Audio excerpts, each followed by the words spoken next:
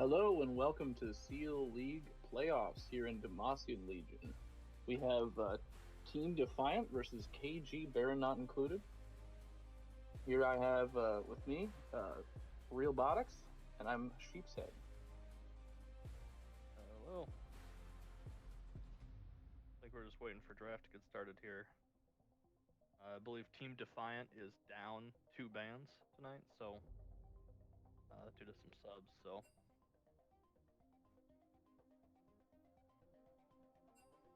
quick ban to get started here in a few minutes, hopefully. Yeah, we've got changes to the mid lane and to the support on Team Defiant.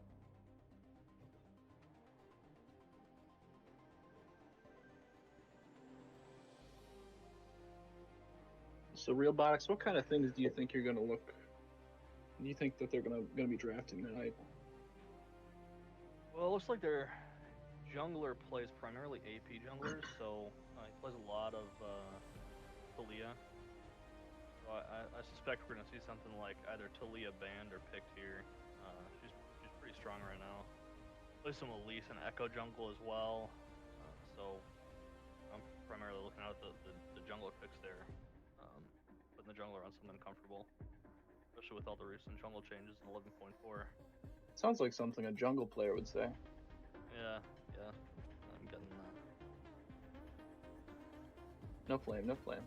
Called out Here on the other side, KG Baron Not Included, their jungler also has some interesting picks. They've got a lot of Ivern and Kindred. I know sure. In their previous games, that was a really contested pick. It was either banned or picked in most of their games. So I think that's something to look for. Kindred does not work very well into Talia, so if they're going to try to pick Kindred, I'd probably suggest that they get rid of the Talia. It's definitely his most comfortable pick, and it's a strong into Kindred to push him out of his. With the vulnerability. That's pretty strong, and without the bans, they're gonna struggle to get rid of those. I think it's the first 2 bans that they. Yeah, they just get the third one. Imagine.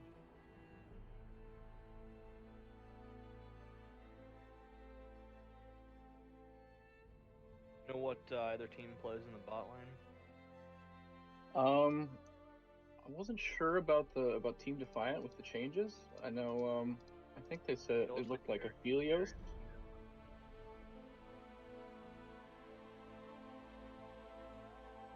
Yeah, that's right. They play a lot of Aphelios. Although I don't know if that's if their AD carry changed roles, possibly. Well, it looks like the Pantheon ban coming in. Pantheon's pretty strong right now, both top and support, I think. So it's a reasonable ban if they play it.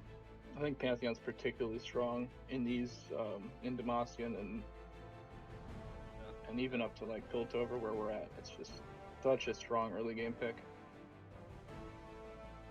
Just the ability to put pressure on the map anywhere. That ultimate is quite strong, especially when people are getting caught out 1v1s or 2v2s sidelines. The Senna ban. Senna's been really popular as well. Yeah. Personally, I think it's. Go ahead.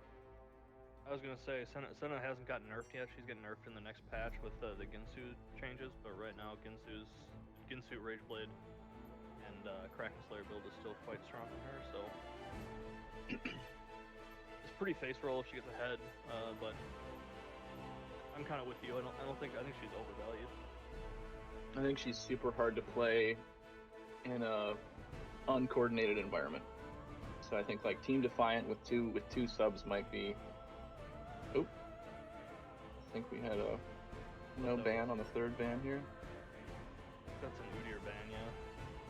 They must ban Udyr there. That's just a good ban. I think Udyr is way over tuned right now. Yeah, with the jungle ban, it might be different. But, oh yeah, Seraphine is so strong down here in Demacia Legion. Seraphine's strong, like everywhere right now. That's true. Her ult is too game controlling. Too hard to play around because you never really know how far the range is going to be. The Yasuo and the Zac. Ooh, yeah, the KG Baron Strong included. combo. They do the Yasuo Zac. Zach really likes to, as a Zach player myself, Zach really likes to gank mid lane because once he has his E level 2, he can.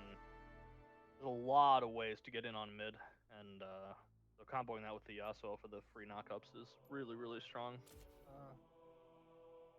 You can basically just insta kill the enemy mid laner if they're squishy. Okay, Ashe Seraphine is pretty strong, I think, coming out on Team Defiant. A lot of engage with Ashe ult. Yeah, they've got strong layered engage with both ults, but they play super safe and have plenty of range in lane. Definitely a really strong opening from them. Doesn't really give away. Windwall does kind of the Ornn pick. Okay, I did see that the top laner on Team Defiant does play Ornn fairly regularly. I think Ornn is really strong. I know that Sheep here is a. Oh, I love Ornn. Yeah, he's an Ornn I love lover. playing with him. I love playing as him. Hate playing against him. Very strong. But as you were saying, the Yasuo Windwall Seraphine came out. Yeah, the Yasuo Windwall really just hard shuts down so far every single pick from Team Defiant. So they really need to play around that. The Shen is another top pick for the top laner of KG Baron not included.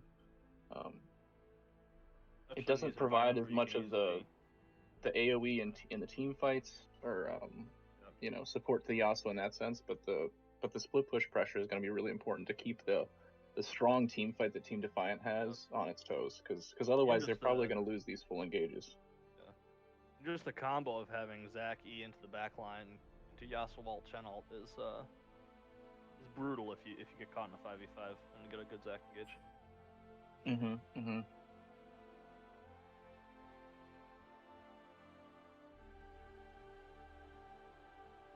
Okay. Like, KGB dropped a ban here. We'll call that extra confidence. I've done that once or twice. We'll see. Yeah, my team wasn't mad at me about it. My team wasn't even mad about it. It was totally fine. Okay, Trist ban.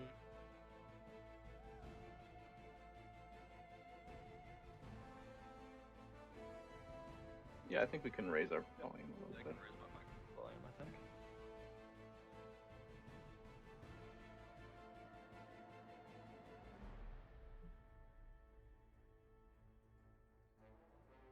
Alright, I've got my microphone volume up a bit here. Dealing with some technical issues.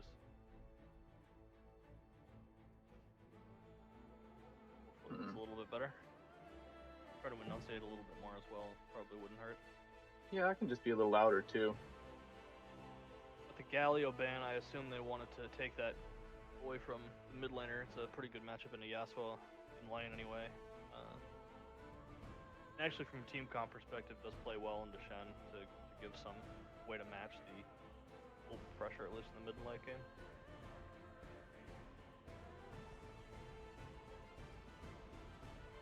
Okay, it does look like KGB is going to want a 5v5 with the Misfortune pick here. Yeah, it's something that gets picked a lot down here with the strong team fights. You can really, really, really punish as soon as someone's out of position. How does that go in lane? I guess we need to see the support pick from KGB still, but support pick is going to be super important. If they decide to go with engage into their bot lane, or if they just farm it out with something. Here's the AP jungle pick we were talking about earlier. The Lilia. They've got such insane engage. See what they want to pick into Yasuo. Again, though, Lilia engage is stopped by Yasuo Windwall. I feel like this game is going to be decided by Yasuo Windwalls. Nautilus. Okay, it's Seraphine. I guess it's Seraphine mid. I actually don't know how that matchup goes into Yasuo, but they're gonna have a lot of trouble killing the Zac and the Shen with just the Seraphine Lilia or Seraphine Lilia Ashe as the only damage threats. None of those are even like high tier damage threats.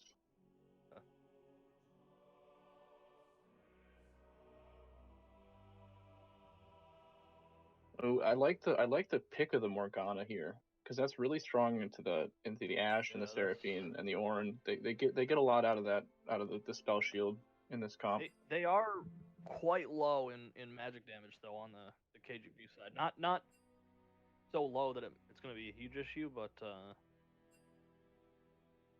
I The think if they tanks get the tanks on Team Defiant definitely can stack armor and get a lot of value out of it for sure. Yep. I think if KGB gets behind, it could be difficult for them to win just through Nautilus and Ornn building a bunch of armor items and being very difficult to kill. But yeah, it's gonna be really hard to kill that Shen if he gets strong because he can shut Ashe down pretty effectively with the Shen W, and then Overall, I'm pretty impressed. Yeah. I'm overall pretty impressed with the drafts. I think they've both got clear paths to victory if they can execute. Like Team Defiant has low damage, but if they get their team fights off and if they don't fall behind and let KGB get split push on them and get out of vision Zac engages, they're going to be able to just steamroll down mid. Whereas KGB has the split push and the Yasuo backup in the late game for damage. I mean, I'd say though that even both teams really are fairly low damage. They're both running 2 true tanks. Yep. Mm-hmm. Although the additional crit damage from Yasuo is going to be more reliable than Seraphine damage from the mid lane, but they both aren't running really high damage comps. We should see some long, interesting team fights. Hopefully, if the games are fairly even. Yeah, I'm excited to see team fights. A lot of eggs in the basket for the Yasuo player. I think they're really kind of counting on him to play well. We'll see how the mid lane goes. I really don't have a good feel for how the Yasuo Seraphine 1v1 goes without jungle intervention. The Zac Yasuo combo is terrifying once Yasuo hits 6. Yeah, Zac Yasuo, that was a real snag in the first 2 picks.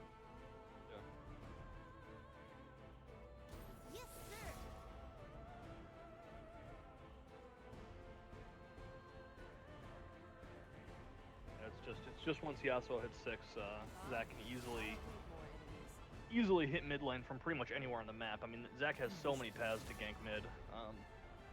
Particularly once he gets points into the E. Yeah, and I think most Zac players, and myself included, I believe the meta is still the max E on Zac, so you get a lot of range pretty quickly once you're level 5 or so. You can come from rafters to pretty much cover the whole mid lane. Yeah, the top lane matchup looks like I mean Shen does have the counter with the W on Ornn's brittle proc if he can get those out, and if he can possibly dodge out on the Ornn ults and not fall into the trap of ulting away before losing a big wave on his turret. I think the Shen definitely does have the advantage. Like he shouldn't be punished too hard by the Ornn. I believe assuming they Shen play also correctly. can sort of stop Ornn's second part of his ult if he times the taunt correctly. So yeah, mm-hmm. Shen has a lot of tools to win that lane, but I do think that the pressure is on Shen to play it well in the late game. Ornn is a lot easier to play for a macro sense. Walk on you. You just group with the team and press R, whereas Shen needs to get some split push pressure and which is something that's not easy to pull off. It's something that most teams in this league, the whole league, in our division, and we struggle with it too. Like pulling off really well coordinated 5-person plays. Like it's not easy. It's not easy. So yeah, you got to make sure that you got to get the pressure timed and the waves crashing together, or you just get killed by Shen and you don't get to ult into your team at all. We'll see how they play it out. yeah, the Nautilus pick, like Or wait, no, never mind. I was gonna say that the. Never mind. Yeah, Morgana was that last pick there. Morgana was good, last good pick. option. I think they support for last pick. I think that support counter pick is one of the. We talk about this a lot when we're playing out our drafts, but the support counter pick is one of the strongest counter picks you can get. Don't give our strats away, dude. Well, but it's true because the support can dominate the game in a lot of ways with the way they roam. Mm-hmm. But here we're going into loading screen.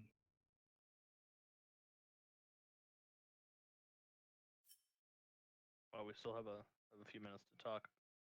We're waiting for the spectator to. Oh, we're still waiting for spectator to play. But I do think the Morgana was a smart pick into the CC. You get that black shield on Yasuo, and yeah, he can kind of just have free reign. Misfortune can provide a lot of value from range. Yeah, I did watch the game that KG Baron not included played against the matches against Tactical Inting a couple weeks ago, and they had the Yasuo Zac Misfortune. I forget what the rest of their team comp was, but it's something that they've run in the past, and it's super devastating if you get a couple people caught in the jungle somewhere. Zac jumps on them. Really changes the game all right away. Yeah, the Morgana pick potential too is there. You get hit by a Morgana Q, and then suddenly Zac's in the middle of your team, and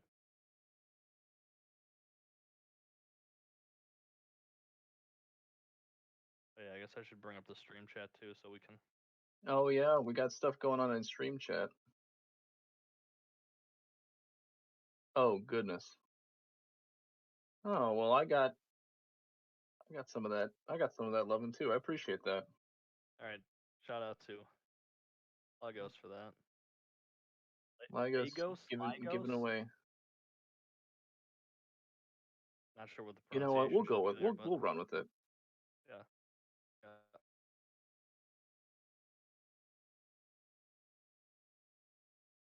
I'm being told that he's gifted 340 subs to the channel. That's a lot. I'm to be honest, I don't really know how Twitch works, but that sounds like a high number.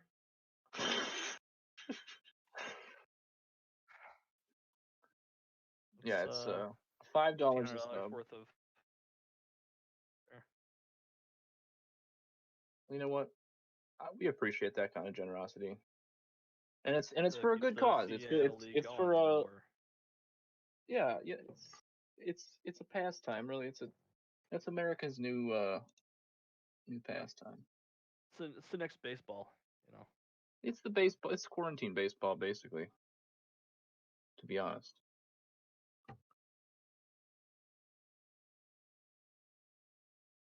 All right, what does Twitch chat have to say about the team comps? Are they as excited as we are before we hit this? I'm not seeing anything in chat yet about.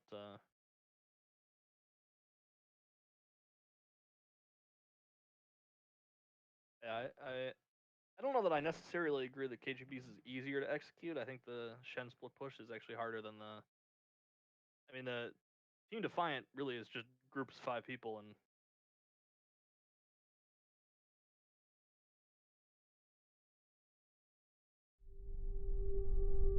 Kasagi!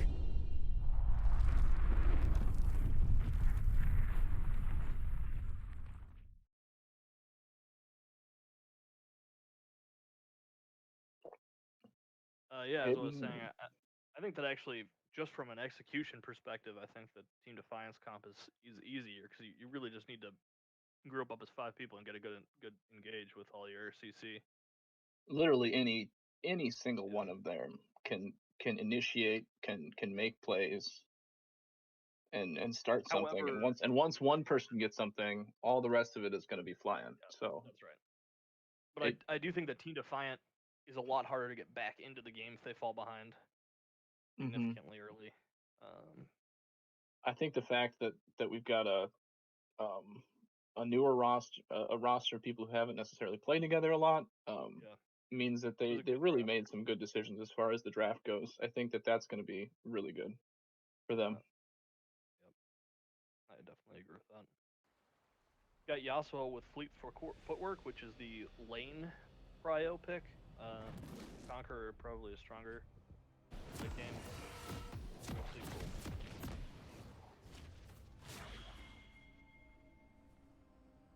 Cool. All at 10. No, not yet. Now I'm at 10.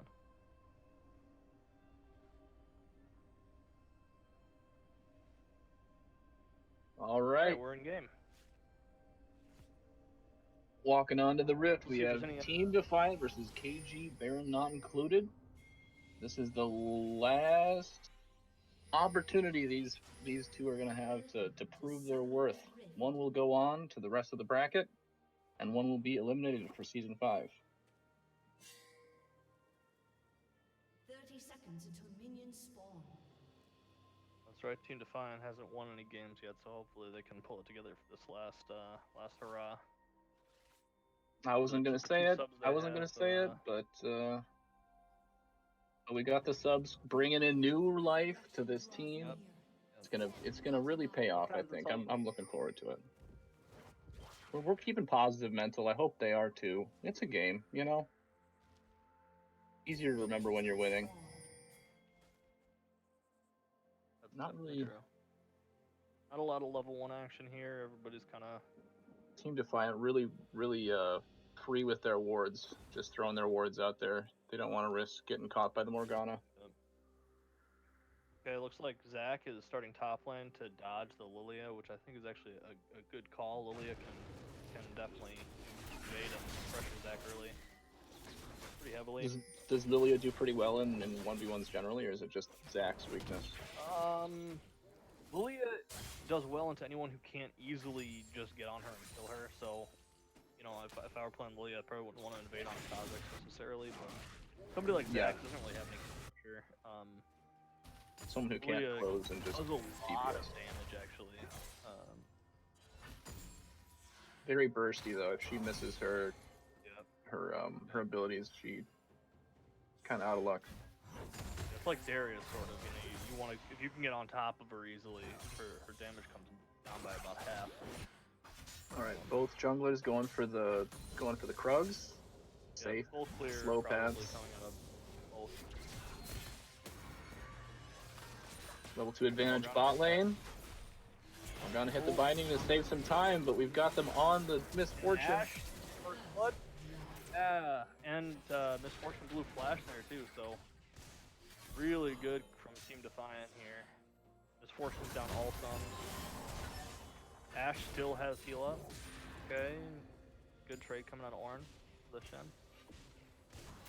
Yeah, that's a play that Team Defiant kind of needs to get this game rolling.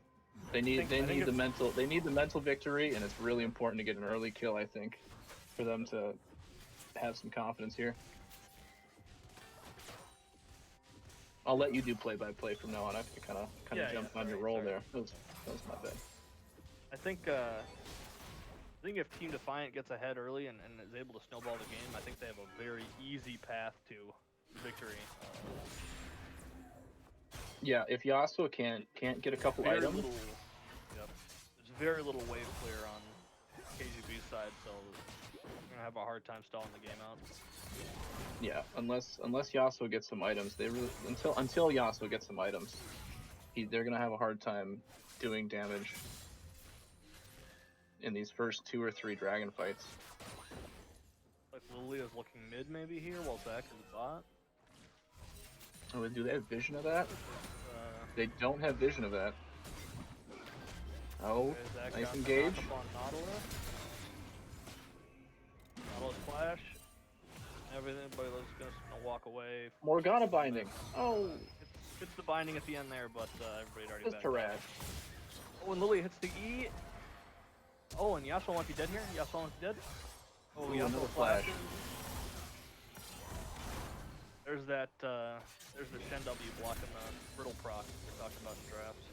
Yeah, well played by top lane. Actually, Ornn is holding his own here pretty well. And he's got a huge wave to collect here. It looks like it's even CS here, but it's not true if Ornn is able to collect any of this. He's just low on mana is the problem, so he's throwing these W's out, but not collecting the brittle proc. So not getting full value out of that damage. He's gonna have to just let it crash. He can't freeze this, I don't think. Mid lane trading damage.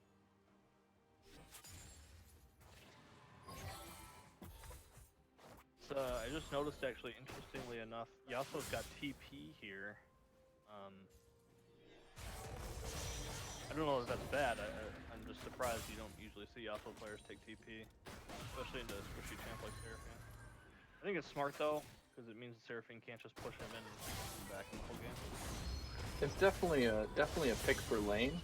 It's a I'm gonna respect you kind of pick, I think.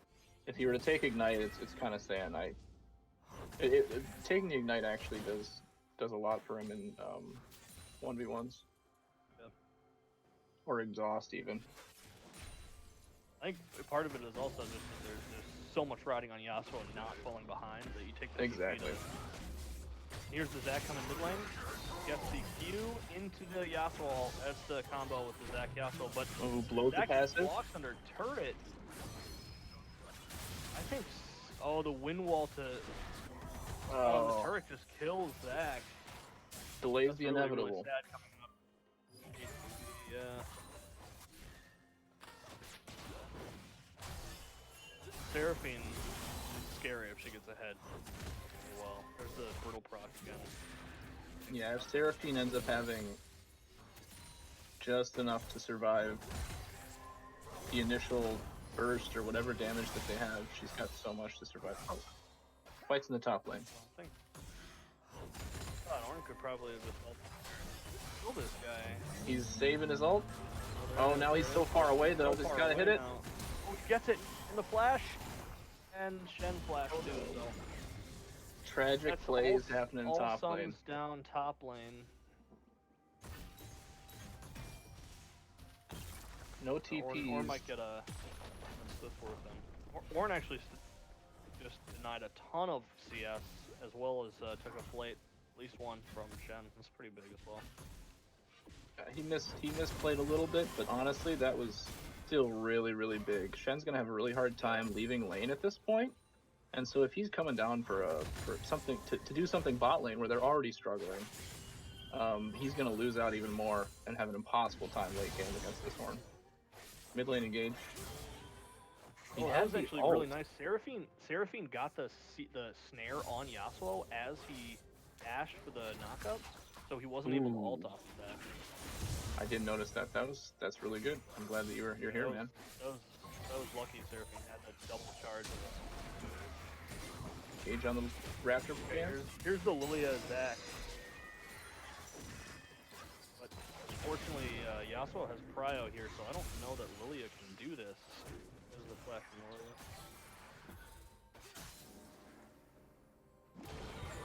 Yeah, that was pretty good on Zac. Pretty eager on the Lilia ult though. Oh wow, the wind wall. That was the wind wall blocking Seraphine ult, yeah. That was nicely played by Yasuo ulting off of the Zac Q. Some pretty impressive play. Okay, here's Shen saying, I can't be in lane, so I'm gonna go fight Lilia. Yeah, Lilia's getting roamed on here. She didn't back after all that shenanigans. Lilia, yep. The problem with Lilia is she does get pretty squishy. You can feel bad if your mid and top don't have priority and they can walk in.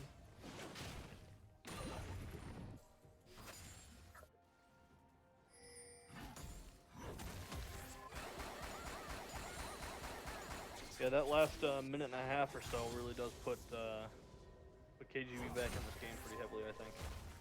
Yasuo's feeling pretty strong. Yeah, even down on gold, the fact that they've got the gold on Yasuo versus other members of the team is probably far more relevant. Taunt on the Shen. The damage trades. Didn't go for the brittle proc there. No, he got it with the E. Okay. He didn't do the clap animation. Robotics is just missing the clap. Yeah. You like to be Those aren't animations, yeah. I mean, the Elderwood Orange, beautiful. Blue buff fight. Ash has no mana here. Yeah, this is an eager Ash engage. flash out. Oh, that could have been a beautiful 4-man Lilia ult if she got it there. Yeah, they were really behind on Yeah, I think on Team Defiant was red. too pushed up. Yeah, I don't think Ash had mana for her ult in that fight, even if she No. had it on cooldown. So that was just really greedy to look for that blue buff. They didn't really have push mid lane or bot lane, to be honest. Yeah. So they just lose the dragon for that. Ultimately, Shen doesn't lose too terribly much top lane either. I mean, ultimately, I think he's not behind enough in levels to really get pummeled on by this Ornn too hard, and I think he's going to be able to collect the majority of this wave top lane. So I think that was just overall super great for them. They're back in the lead now, or almost back in the lead. Yep. Yeah, the 300 gold difference feels not too bad when all your gold's on Yasuo and you just got the drag. You're feeling pretty good as KGB right now, I think. Is Ornn gonna back top lane? Why is he staying? He's building his item. He doesn't need to go back. No need. Just staying and keeping pressure.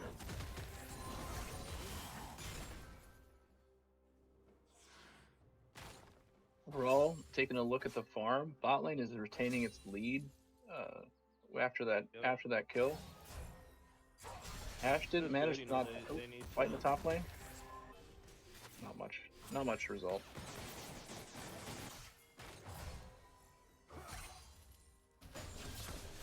Got Lilia looking at Herald or top side here, but Yasuo is also coming. Looks like Yasuo is probably doing This is a really awful position. It's an awful position to be in with mid lane nowhere nearby, no TP. Yeah. But Ornn goes in for the ult. Stop the Ornn ult. Yep. Windwall just blocks the Ornn ult there, and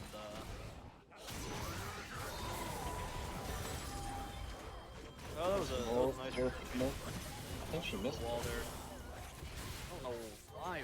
Ornn's going back in, and Yasuo is now on top of him, and Ornn's dead as well. Looks like probably they're going to be able to kill Seraphine here. Yasuo with the Qs. Jack with the heat. KS, that's what I like to see as a jungler. Yeah, that's a quality jungle steal. He needs that gold though, honestly. The Yasuo's been hogging the glory. I think that I'd endorse that if that were on my team. I'm a big believer in kills as a jungler. But no, I think it's reasonable. I think that worrying about who gets that kill as long as it's not on Nautilus is or Morgana, I should say. Yeah. It's fine. I think actually Zac with gold becomes unkillable in this team because there's not a lot of damage, so ultimately kill secured is a legitimate thing for the most part. Here we got the Rift Herald. Could go mid with it. They've got no plates mid. They can take that down with just the Rift Herald. I'm surprised they didn't just go straight for that. I guess maybe because they put it on the Shen on accident instead of just getting that mid turret for free and freeing up the Yasuo to roam bot or top for some four-man plays. So that's a missed opportunity, but they've got all the ability in the world for Shen to make plays across the map with TP and his ult up. So wherever there's a play to be made with that Rift Herald, he can get there. Yeah. But it seems like it would be stronger to have the Herald on somebody else to drop and then have faded into the Shen ult. But yeah, probably ideal, but you know what? Lost the plates there, but it's not the end of the world. It's they still have the Herald. No, actually though, that is pretty bad. Yeah. I want to say that's not bad, but that is actually pretty unfortunate that they didn't cash that in. Yeah, that's a pretty big Zac with engage, Ornn with the ult counter.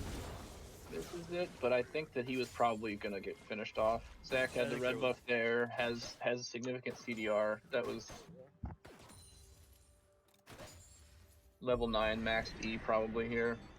Yep, max E on Zac. He's getting chased down either way. Rift Herald top's gonna take this through easily with no plates. game is looking like Team Defiant's bot lane. Team Defiant's bot lane is gonna need to do something, and Nautilus ults there into the Morgana Black Shield. Malia's about to die to ground. Oh goodness, I was not You hate to see it. You hate seeing to that. see it. That's, I have to admit, I have also done that. So. you know what? I Yasuo- died to a camp the other day. Got the Ashe ult into Yasuo to save the Seraphine. Oh, he's going in. And now Yasuo ult onto Nautilus, and Zach's there. Nautilus doesn't have a lot of ways out of here without Flash, and Blows the heal on a lost cause, I think, here. And they're gonna just go back to the dragon. Yasuo's 5-0 now, which is exactly where KGB wanted Yasuo to be. Yeah, I think Team Defiant, they're They're in the driver's seat Not- heavily. It's their game to lose. yeah, there's well, Team They're, Defiant is kind of struggling with Yeah. with figuring out where they need to be, like they deciding when they need to be fighting and when they're just trying to hold on until the next fight is ready. Like, and that's just the inherent disadvantage of not having 5 people who played for a while. You know, it's not so much about the individual play. Like bot lane got a good play. You know, top lane's been able to do some things. Mid lane had a couple plays, but like when it comes down to it, they really aren't matching the collective efforts. Of KG Bear not included. You can tell that KGB has played this Zach Yasuo before, and they, you know. Oh yeah. Zach's just coming mid looking for those Yasuo ult picks and making them happen, so they're pretty comfortable in that combo. This is just another game with the boys for KG Bear not included.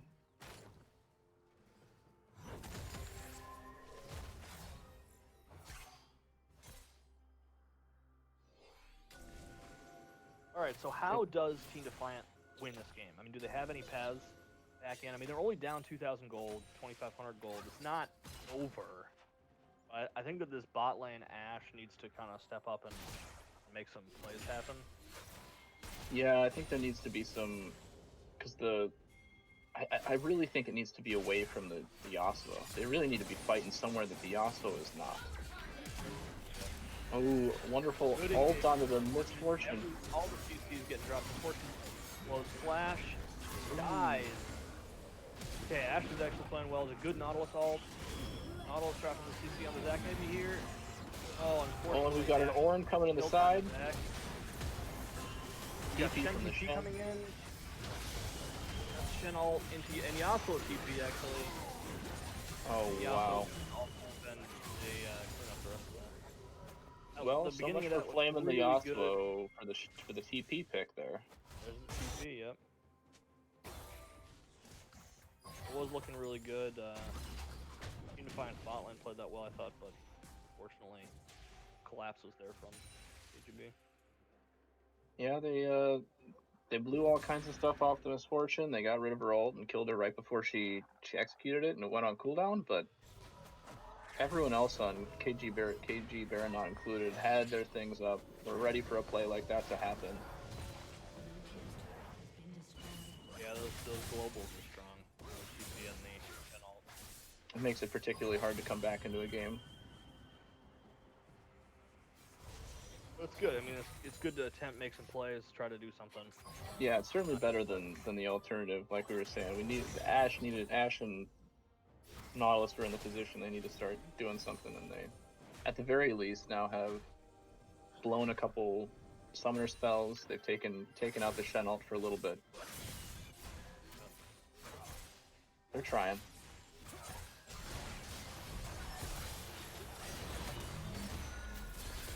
Ulting onto the Shen here. Shen goes in as well. Yeah, Switching actually, back to the turret, I think they probably could have followed that. I don't think Shen Taunt was going to be back up quick enough if they had kited through, but it could have been a disaster. It could have been a disaster. They didn't really know where the Zach was. Zach was at the red buff, and they have no vision at all up there. He could have shown up at any time and gotten a double kill, and they just got destroyed by global pressure. So I respect them just taking the turret and trading it for the Rift Herald here. That's a really good trade for them. And Seraphine's dead mid lane. Just Oh, that's rough. They had a ward in that bush, but it's such a distance that Zach can engage there, and she's trapped against that wall. She could have flashed over the wraiths, but the 3 people, and this is the knockup. Doesn't really do anything and dies. I don't know what Ornn was doing there. a little disjointed, to be honest. That's Yeah. unfortunate. Trying to save the Seraphine, I think, but a little too late on that. He kind of face checked into 4 people.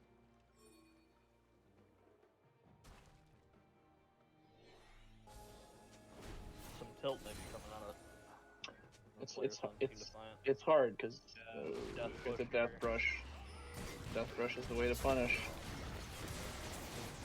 They're not all there for that. They're going on different people. The Lilia's ulting the Yasuo gets QSS. We got 2 fights happening at the same time. Looks like the Baron not included or Oh, and it works out for him.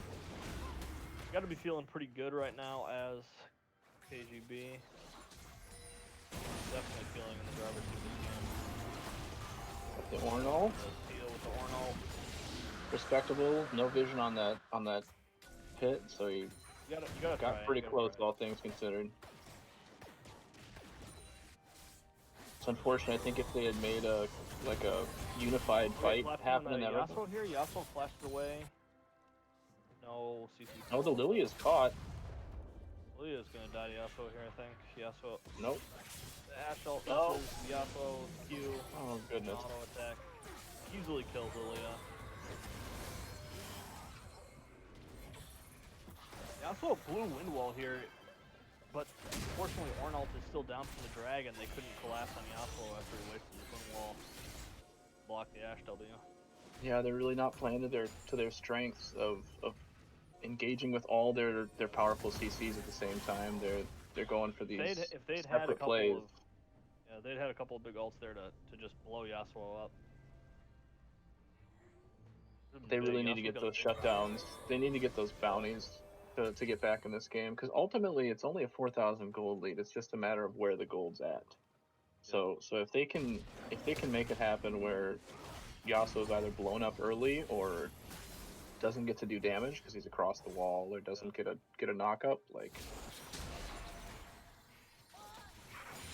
it's looking really tough. But it's kind of on KG Baron not included to make a mistake here. They missed that ward there on the Baron pit. Ornn's got a lot of pressure bot lane right now, so KG Baron not included is going to have trouble making anything happen here without running a risk of losing turrets. Yasuo, it's probably fine. But right now, that's Zach getting into Nautilus. Nautilus flashed away. Zach gets the double knockup, but no Yasuo ult coming in here? No Yasuo, no Shen ult. Oh, there's the Yasuo. Ash flashes over the wall. Lilia did not get her ult out there. Nautilus They're just running him down. Ash ult on the Nautilus. That's the Ash ult way too late. Doing too much good there. And they get all the marbles. Probably just turn back to Baron here. It looks like what they're gonna do. Yep, Yasuo respond to the Ornn. He's strong enough that Ornn can't pressure him. Ornn had TP there. I think maybe if he'd gotten the TP before that engage had come in, Yasuo was not actually in the right place. The initial Zac engage. I think maybe the early TP could have made a difference there. Yeah, I think Ornn was in split push mode and wasn't ready for the Baron. Again, like you've been saying all game, the coordinated team play that wins the game. Yeah. Not being ready for that TP and that collapse on Baron was mistake. Oh, the flash away and he's out. Brittle proc and the flash gets Ornn out, so he's safe at least. Zach has been taking a lot of buffs this game, I've noticed. Yeah, I'm surprised he's not giving those red buffs to Yasuo, honestly, but... Yasuo or Misfortune or Shen, all of them can make significantly more use of that. Shen uses it quite well, that's right. Zach is actually one of the worst users of red buff, because when he ults, he can't auto-attack. He's he doesn't really use either buff terribly well, but I've seen him continue to take them. He's all about getting that XP. Lilia's getting collapsed on here. I don't know if she can win this. That's on the Lilia ult. And the wind wall. Yasuo's Oh wall. goodness. Yeah, this Yasuo can just dive the in and blow QSS two of their most powerful ults and get out clean. That feels really bad for Team Defiant here. Yeah. That QSS is gonna be back up really quick here. Gonna have it up for anything else. Ult on the Shen. A little early on the ult. He can't really engage on you. But he still has him. Oh, maybe not. The Yasuo and the Zac respond really quickly from mid lane. Yeah. Seraphine ult happens, but they've got the wind wall to defend from any damage. That's tough. They're making plays, but Zac and Yasuo have so much priority in their jungle. They've got no one to stop them. This is a best of 3, and I actually think though even though the game is pretty one-sided at this point, KGB was not in the driver's seat the entire game. So I think that game 2 there's some potential for There were some individual plays that they Take could. Ornn under the turret and he's just dead. Nothing he can do there. Although Misfortune might die to the turret. Oh nope. They're just collecting turrets. Top inhib is gone. Yeah, I think stepping back, like it's a tough, like not to totally assume this is over, but it looks pretty rough. They're gonna collect the Ocean Soul here. Ocean Soul here, which makes they're collecting Ocean Soul while sieging mid. Zac and Shen are now unkillable. Yeah. I say that as Zac is about to. There's the Ocean Soul regen. This is the Q on the Lilia, but still collects her with the flash. And the Zac can just. He doesn't even need the passive. Look at that passive regen here. Oh, the stopwatch. That was a really nice stopwatch. Zac ult and the Yasuo dashing around. Zac finally gets his passive alone, but doesn't matter. Yeah, this is all. This is unfortunately over. But I think yeah, stepping back, there's it's not too late for them to pull something out here. They got really comfortable on, which is the Zac Yasuo. I think pick ban game 2. They really need to think about banning one of them. At least ban the. Oh, they killed the Yasuo. They killed the Yasuo at the end of the game. Got the bounty. Worth it. That's worth it. Honestly, ultimately that was a win in our hearts. So. Congratulations on the first victory here, going to KG Bear not included. I think going into pick ban for game 2, I think maybe take the Yasuo out. Maybe it's actually smarter to ban the Zac, which is really what enabled the Yasuo to do anything. But I think that just from they run like Ivern and Kindred. They're really comfortable on things like Ivern and Kindred. Like Kindred doesn't match that, but I think that I don't know. Ivern kind of does. Yasuo is just kind of a one-man wrecking machine here, and he seems super comfortable on the champion. Yeah. It's hard to say what to ban because I think they only get one ban, correct? Right? Yep, it's only get one ban. At least the first round. I do think that if they're gonna pick a bunch of skill shot, ult, big impact skill shots, they need to get rid of the Yasuo for the win wall. I mean, there were at least 2 or 3 times that game where they had potential for a really big team fight, and Yasuo win wall just stopped the Ornn ult or stopped the Lilia E or Ashe ult. And the heads up decision to make that pick on the QSS. Some players wouldn't do that, but that was smart. He definitely deserves props for some of those plays. All right, we're going to be going into a 5-minute intermission here. Please come on back when we're done, and we'll head into picking bans for game 2. Hit that like, subscribe, follow us for more recipes, and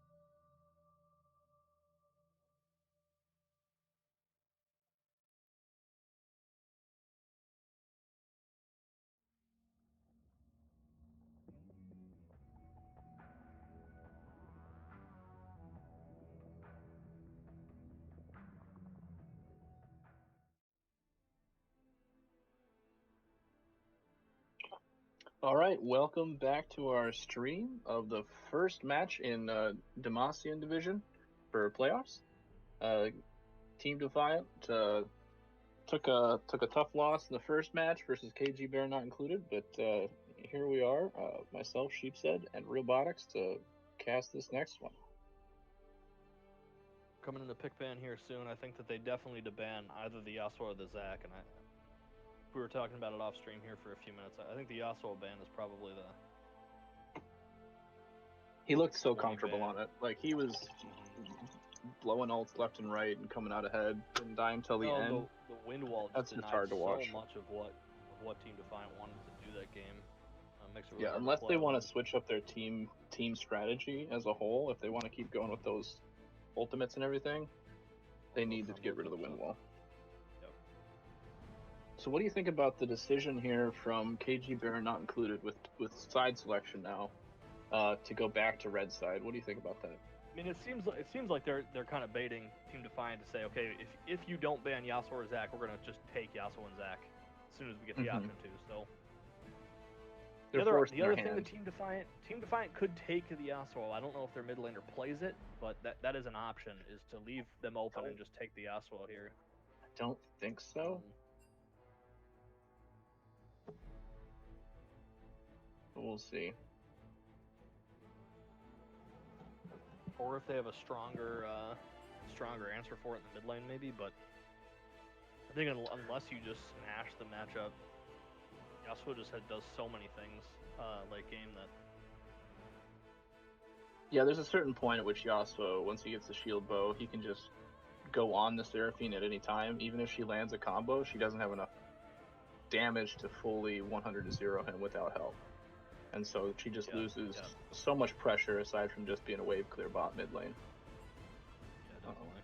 So something like a Galio or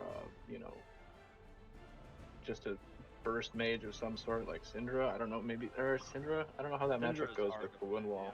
Yeah. She just got nerfed. Her mana costs are really high now too.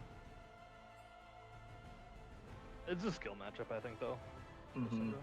I think this Elo is kind of a wash. Senna Pantheon, that's the same as last game. So and then they come out the Yasuo ban. Smart. It's hard to blame him after. Seraphine ban, interesting. Okay, Seraphine player did play pretty well, I thought, in the mid lane. It worked. They just weren't able to make it do anything really late game with the wind walls blocking all the skill shots. Yeah, I think it was definitely it slows KGB's role, with the shields, with the heals, with the CC, it can and the wave clear, like it definitely did kind of stall that game a little longer than it could have been. All right, we've got the Echo first pick, so like KG Bear not included plays the Echo as well, so that's a counter pick or a steal from them. Team Defiant is likely playing this in the jungle, because they play a lot of AP junglers, and an Echo is one of them. But they could flex it mid lane. The Galio pick up from KGB. Let's see what their second pick is here. They take the Shen again. Going back on the Shen. It worked clearly. They good team play. He lost lane, but it put a lot of work in and collapsing bot lane. Yep. Yeah, I think that's a good pick. I think the Galio is probably going to be support. But they're going back to this split push, split them up, engage in these smaller skirmishes, keep them away from the full team fight. And Team Defiant are definitely not going for that AoE as they were AoE engage like they were before. They've got the Echo and the Ezreal for a lot more skirmishy kind of stuff, which is maybe a counter to this. Which is also, I think a lot of those skirmishes last game were somewhat close. I think maybe if they'd had picks that weren't so reliant on front-to-back team fighting. Yeah. Cho'Gath, which is a top Cho'Gath almost certainly. I know that their top laner does play the Cho'Gath a lot. It's his most played top laner this season, I believe. So. Yeah, a big Cho'Gath player. Yeah, I don't know how that matchup goes. I think that's pretty strong, and I think we can say this in the stream, but. A layer and roll, the top laner says finally in the chat. very excited that he's able to play as Cho'Gath. So I think maybe that's going to be the secret sauce that this that might Team help, Defiant needs to get back into this. You know. Yeah, help the mental as well. Okay, Nautilus ban. They did play that bot lane well, though. I don't know that there would pick Nautilus with Ezreal. Yeah, I mean, like, want to do. it's not a hard science at this elo, but like that is a pretty bad combo. Yeah, they're taking the Zac away. I think that's a good call. See what Yeah, else they could play. totally still pick the Zac into this with this comp. And Zac is just so hard to play around. If you don't have good vision and a support who can really ward your flanks, Zac can get so terrifying. Mm-hmm. Yeah, I think vision control is maybe something we didn't talk about a lot last game, but it's something that was not a lot of it last game. Yeah, it's super important, and it's one of the big indicators of a team's coordination and thought process as far as where they're going with their next play and how they're going to be playing it, and knowing when they can pick fights based on vision. Yeah, a couple of those times that Team Defiant was able to get a pick or a kill, but just to get collapsed on by 4 people. Mm-hmm. A lot of that comes down to just not having enough control of the vision on that side of the map. Alright, so Tristana in the bot lane. I've seen a lot of Tristana recently. It's kind of coming back. I mean, not a lot, but Tristana Leona, oof, that's a scary bot lane combo. It's a ton of damage, especially when they hit 6. Yeah, and Tristana is going to do a lot of damage late game too. So it does lock in the Galio for mid lane, which means that they're going to probably want a little bit more damage in the jungle here, or maybe just. Okay, the Lee Sin. It's Echo mid. It's actually surprising to me. It gives and they have to give away that it's the Echo mid. It's actually a Volibear support, probably. Unless he was baiting him by saying finally, because it's a Cho'Gath support and Volibear top. That'd be a million IQ, but we'll see. I don't actually think Volibear support is that bad, but I don't know that it's good with Ezreal into Leona Tristana. Ezreal and Volibear want to do opposite things in lane, I think. So I don't know how that lane works. I've obviously never played it, but if the Volibear gets a Q on someone outside of the minion wave, you get the Ezreal WEQ. You can shoot someone down and burst them down, but I don't know if these players have played together a lot, so this is kind of this might be we'll throw a curveball here and see if we can catch you off guard with champions that you're not used to seeing. And I think that might be a good idea. I'm actually wondering if this is Cho'Gath mid, Lee Sin top, because the jungler plays almost exclusively AP junglers. So I think they're doing some shenanigans here with this pick ban on Team Defiant side. I think the Echo is going to end up in the jungle is my guess. So yeah, it's hard to say. I don't know the players on these teams well enough to say for certain, but yeah. I'm excited to see how it pans out, because Volibear support was not what I was expecting. It could be Lee Sin support. I know that is an option. I mean, if he maxes W, he can be. I feel like it's about as valid as Volibear support, to be honest. Yeah. They're both all about the kills, and yeah. Lee Sin has a lot of tools to win 2v2s. I mean, he is strong without any items. I mean, maybe with the Volibear, they're thinking to just Q the Leona as she goes in. But it doesn't stop. You really want something that actually displaces the Leona, so she can't complete her E animation. Yeah. We'll see what ends up happening here, but I would be surprised if the Volibear is the support. I think it's going to be either the Cho or the Lee. Damn, we're getting.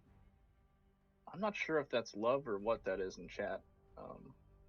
I think I might be getting doxxed. My son is in Twitch chat, I think.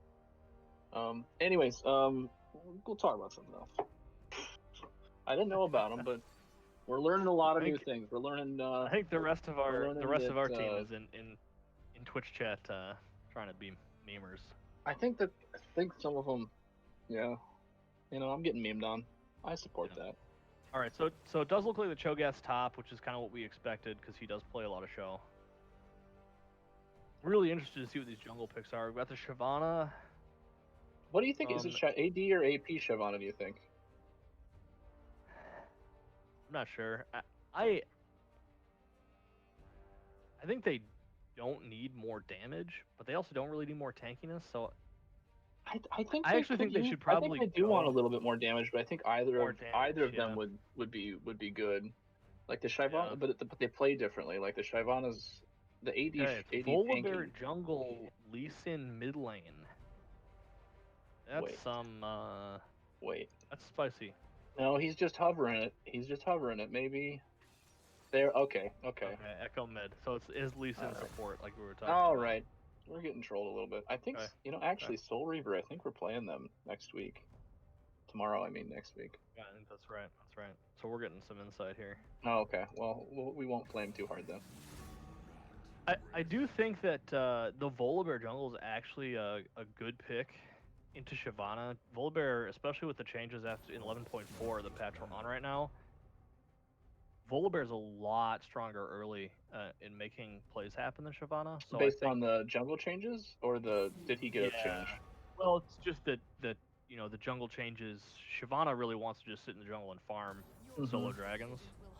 Volibear isn't the strongest ganker in the world, but he actually is quite strong. He has a lot of damage early, and so if he's able to close the gap, if he gets the full combo, and then gets the shield, he can definitely do a lot in a 1v1. I think Shyvana definitely loses that early. Yep. See if they path. Volibear's ganks are just decent. I mean, he can make, especially if Echo's able to land the W stun into the Volibear Q. I mean, it can be quite strong in the 2v1 with some CC, where Shyvana kind of just runs at you, and if you're paying attention, it's hard to get killed by a Shyvana gank. Yeah, I think they're definitely going to be behind the curve as far as engages, though. The Volibear and the Cho'Gath Qs can only do so much. Yeah. And unless this Lee Sin does really, really well, it's going to be hard for a support Lee Sin to be tanky enough and or do enough damage to make engages happen. And or if they're that comfortable on the champion at all, Especially since looking at the team comp, Lee Sin pretty much has to get the kick onto Tristana, because anybody else he kicks into their team wants to be in the middle of the team. Mm-hmm. Especially if Shyvana does not go AP. Unless it's full AP Shyvana. But yeah, she builds tanky. It's hard for Lee to do anything into this team, I think, unless he gets really fed. They could smash the 2v2. I mean, Lee Sin is strong early. But Lee Sin wants to do his fight, so it's possible. I mean, I have played some games as Lee Sin support. I don't think it's a good pick. But well, they did do well last game. So bot lane, they were definitely outperforming their counterparts on KG Bear not included. So maybe this is hey, we know we're better than you in the 2v2, and let's just pick something a little spicy. So pull out something spicy that you're not ready for, and try and win through bot lane so that we can help our team that's been struggling in the team fight department. Both sides of that 2v2 have a lot of engage. I mean, they have a lot of kill pressure. Mm-hmm. I think that's going to be a lane that we're going to see a lot of fighting. I think top lane's probably going to brawl it out because based on the last game, they're just all about fighting. They're not. Well, I mean, they're aggressive top lane. They're not just farming it out to 0-0-0 by 15 minutes. But at the same time, it's not going to be the spiciness that this bot lane is going to. It's not explosive. It's not explosive top lane. You're going to get two tank builds, and they're going to kind of hit each other a lot. But are you trying to say I should stop using the same spicy every time that I mean any variety of things? Spicy's good, I should get my thesaurus here real quick. Yeah. Before the game starts. My bad. Pull out those synonyms. I have no idea how the Galio Echo mid lane plays out. I think they kind of are gonna just farm. Yeah, they're You both know, they both have a melee. decent amount of. I think Echo has some tools to just push the wave and roam, but Galio also does that. Ansem's telling us that Galio wins that, and I believe it. I think he's definitely got a lot more damage. Like if he, especially if he pulls off a taunt, Echo's Especially if advantage is he's going to able come in the to. slipperiness. Yeah.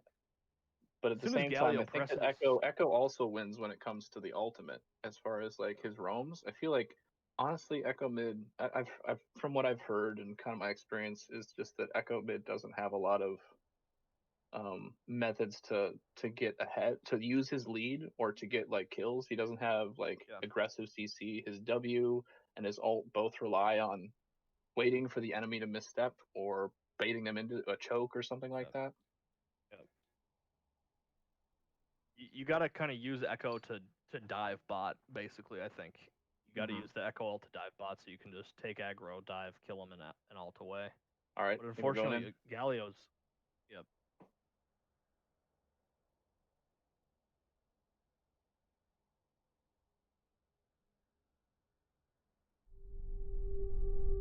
Masagi!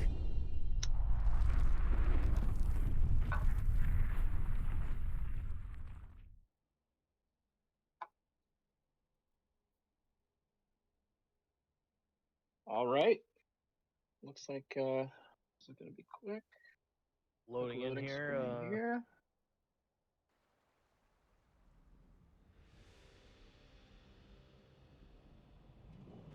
All right, getting to 10 seconds.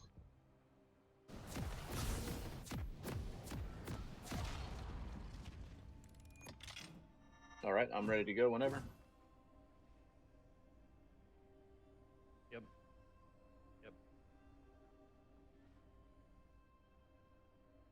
All right. Looking at the summoner spell or the runes here, pretty conventional stuff overall. The Volibear is going for press the attack though, which is a little odd.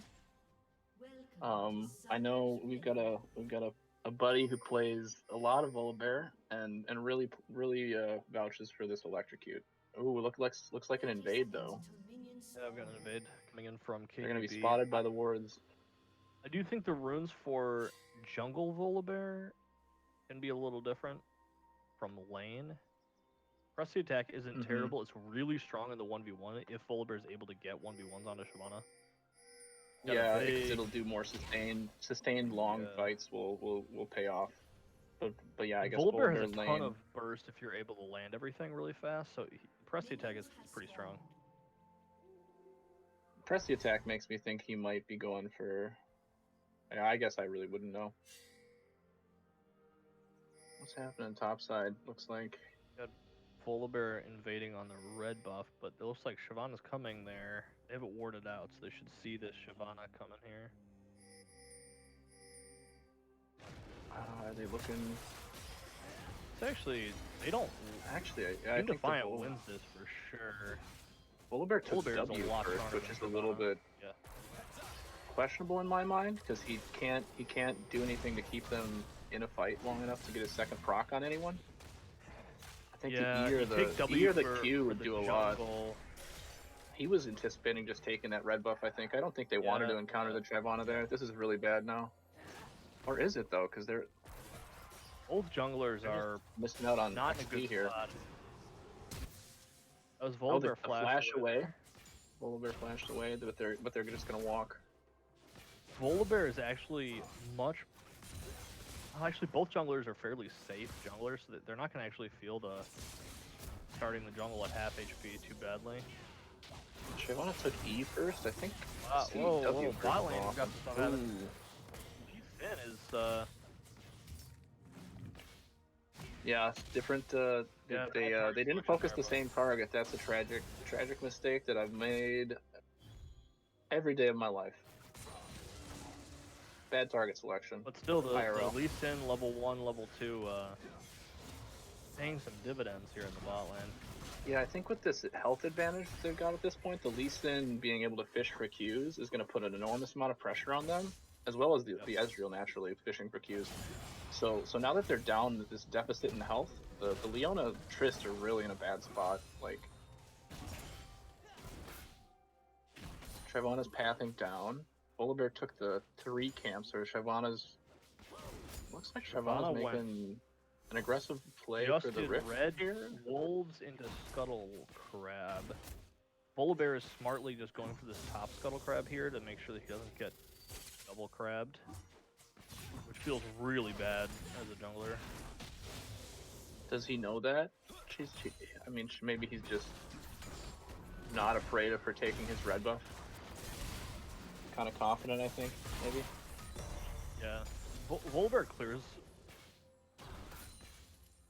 Really, Volibear clears faster than Shyvana at level 1, so... He's looking for a gank top lane, though.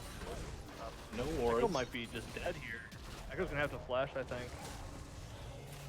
Check. Oh, but they were able to make the first blood top lane happen onto Volibear. That's a little bit of a bummer, because Volibear doesn't have his blue buff, and if Shyvana doesn't go for the red buff invade here on Volibear, that's probably smart, considering... I think that is smart, because they've got Prio bot lane, and if they collapse, Shyvana just dies. Yeah, the double buffs aren't enough for Shyvana to overcome that, for sure. So top lane, Cho'Gath is gonna freeze this. It looks like viewers probably can't see very well, but he's holding a huge freeze, but he hasn't backed. I guess he did get the 1 back off, but he still is a deficit in items. Oh, that was aggressive play down from Ezreal. So that's gonna be good for him and makes.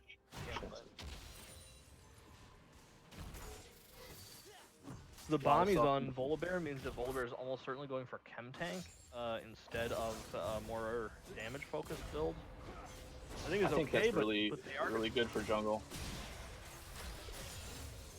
Yeah, it gives them a lot of ability to make plays and engage for sure, which they are lacking a bit of on this team. They lack the engage without Volibear having that. Ooh, huge trades on this Echo.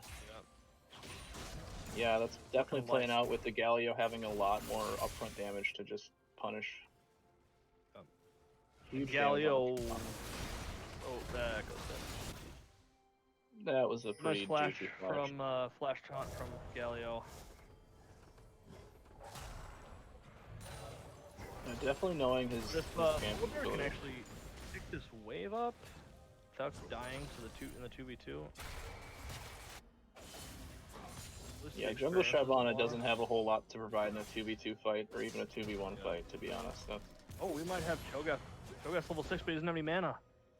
He had no mana. That was so tragic. sad. That was almost a solo kill in the top lane. Yeah, he had that freeze and everything, but with that he didn't have any mana or combat strength to punish if Shen went up. Although, is he gonna get this pushed in again and maybe make the Shen miss this cannon? Yep, he gets he eats a minion with the Cho'Gath ult and manages to deny the cannon. So overall, pretty good for top lane here, making the Cho'Gath pick work. Bot lane is still being allowed to do this. Like this bot, they need to be punishing the bot lane for standing under turret low health, and they might be here with this. Volibear, pretty strong. I feel like they probably could have kept going there. Once Volibear is 6, I think that they need to just ult the turret bot lane and see if they can make something happen, assuming they can poke them down again, because they're gonna... Trist is probably gonna get to back here while they're doing the dragon. I feel like they probably could have forced something there, but they're taking a safe route and just doing the dragon. I think that's okay though. Yeah, that's okay, because they need to get that Ezreal back. He's got 51 farm to the Tristana's 28. He needs to get that gold advantage actualized before they make some plays happen. Trades in the top lane. But Wave is huge for Cho'Gath though, so he's taking so much damage.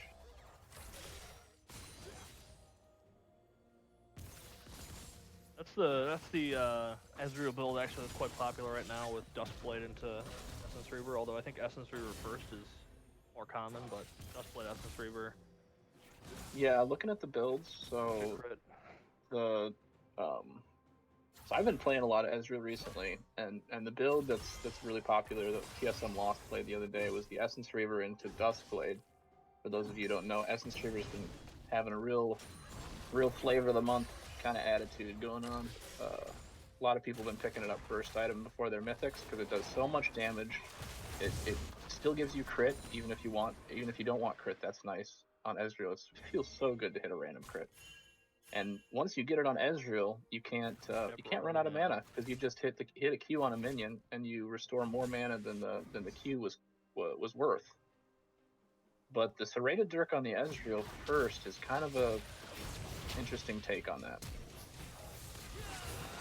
Oh, they make the Lee Sin work there. A little questionable the order of Lee Sin abilities used, but it did work. Ezreal got the kill bot lane. Yeah, and they just throw everything. They're ready to kill someone after that last game. They're ahead in goal. That's what they needed to do. I think they need to make the Ezreal lead. The Lee Sin support needs to get kills. I think in lane or it's.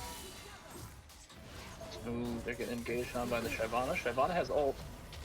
Might be okay. Focus one target, and you win. Here. Oh, the minions are gonna save her. Ezreal gets the last auto attack, kills Shyvana. Oh, we've got that was a nice Cho'Gath Q top lane. Oh, denies the fuck. Shen flashes away from the Cho'Gath ult. Cho'Gath gets it. Oh my god, the Cho'Gath's pulling out. Gets the damage. Ezreal Qs. Oh, and Ezreal gets the last auto lane. Leona kills her. This Lee Sin Ezreal combo is working quite well. That was a lot of fighting there. I did not. For Team Defiant. I didn't call out everything that was going on very well, but I was busy interrupting you. So solo kills top lane. Volibear invading the blue buff. Volibear gets the blue buff. Shen ult on Shyvana flashes. Volibear flashes away. Shyvana got the blue buff. Ezreal is collapsing here. That Shen ult doesn't look very good here. Volibear walks away here. Volibear does still have ult, actually. They could turn this, but it looks like there are 5 people bot lane from KGB, so...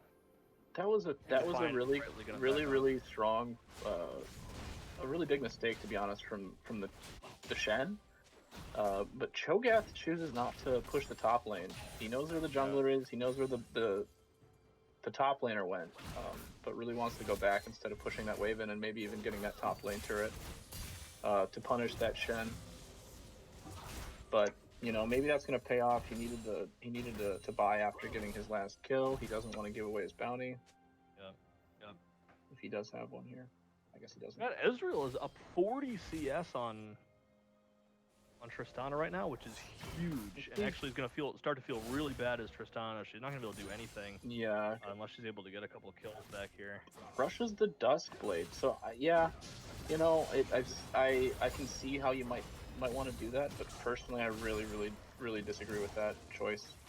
I think honestly, the Duskblade is probably the least exciting thing about the new Ezreal build. The Essence Reaver is so important. And we've got the solo kill from Cho'Gath again coming out. Lands the Qs, lands the silence. I think they go for the Duskblade because the Duskblade has a little bit more damage as a first item, and with this basically kill lane they've got going on bot lane. Echo is a little bit caught out here. He pops a W, gets taunted, gets the double stun, and actually might kill Shyvana here?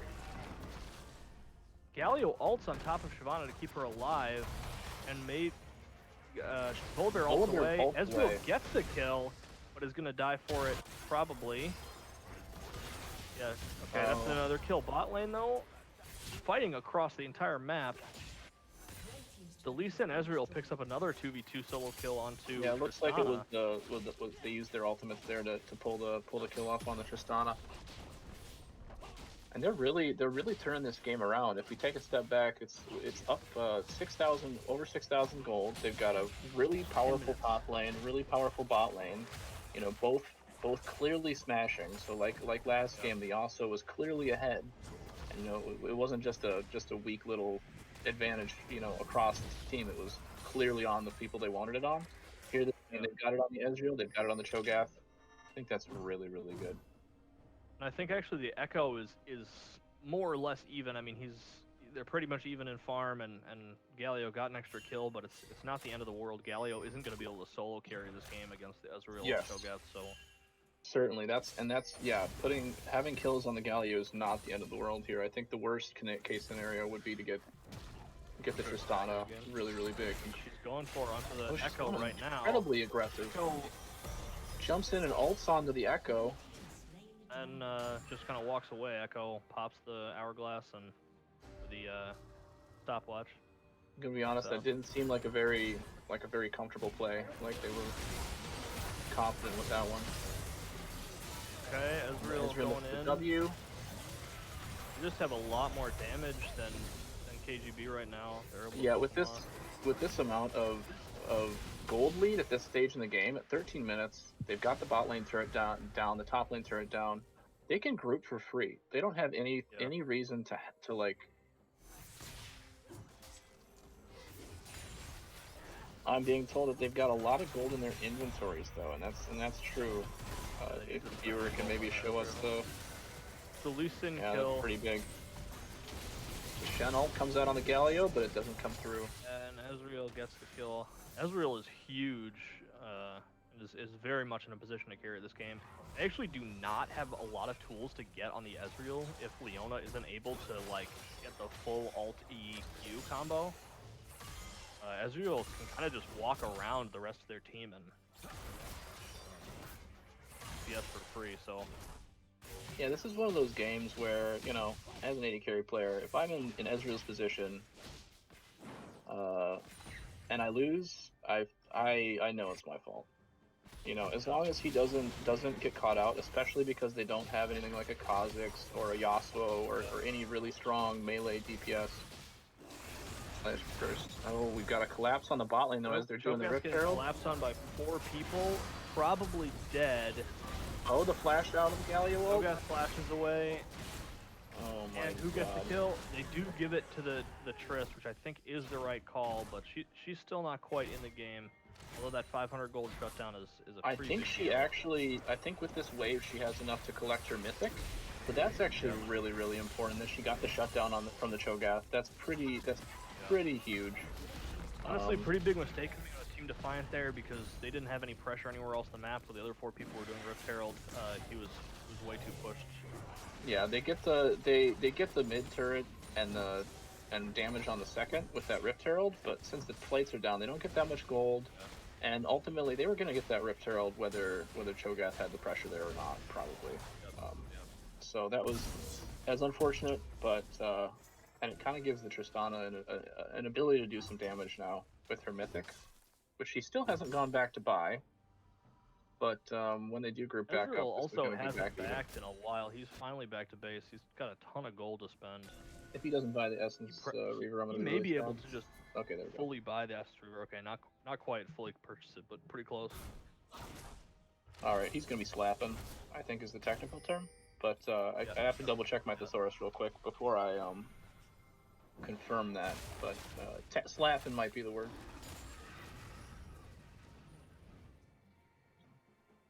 I'm being told that another variety of another way of saying that would be that he hits different. I think that's also true. Let's see if chat agrees. Cho'Gath is up 2 levels on Shen there. I don't know why Cho'Gath's playing so far back when they have... I mean, they really don't have vision. They don't have any idea where anyone is, and he just got... He just got pretty hard there. He just got ran down by 4 members. That felt pretty bad, and he blew his flash, so... I think he's wise to kind of wait for his team to get pressure, and that's something that as a solo queue or like team plays like this where you're playing with 4 people, really important to know when you can be aggressive and when you just have to sit and wait. Although here he's at a position he's pushing in, but Leeson gets the Q onto Galio. And doesn't follow up. It's probably a good call. He's in a really good spot here, though. He's so strong, and he's on the opposite side of the map from the main objective. Just to make that super clear what he's trying to do here. Both top laner TPs are up, but he's just gonna walk down because he doesn't want to have to deal with the fact that Shen has more ways of getting into the fight. He's not going to try and stop him with his Q and just pressure the top lane. They're just going to look at the. Oh, he pushes in the mid wave, but KGB is are they going to move on him? Nope. They okay. pull back. They're afraid. They're Trying to triggering dance around this dragon. Echo's behind, looking for a flank.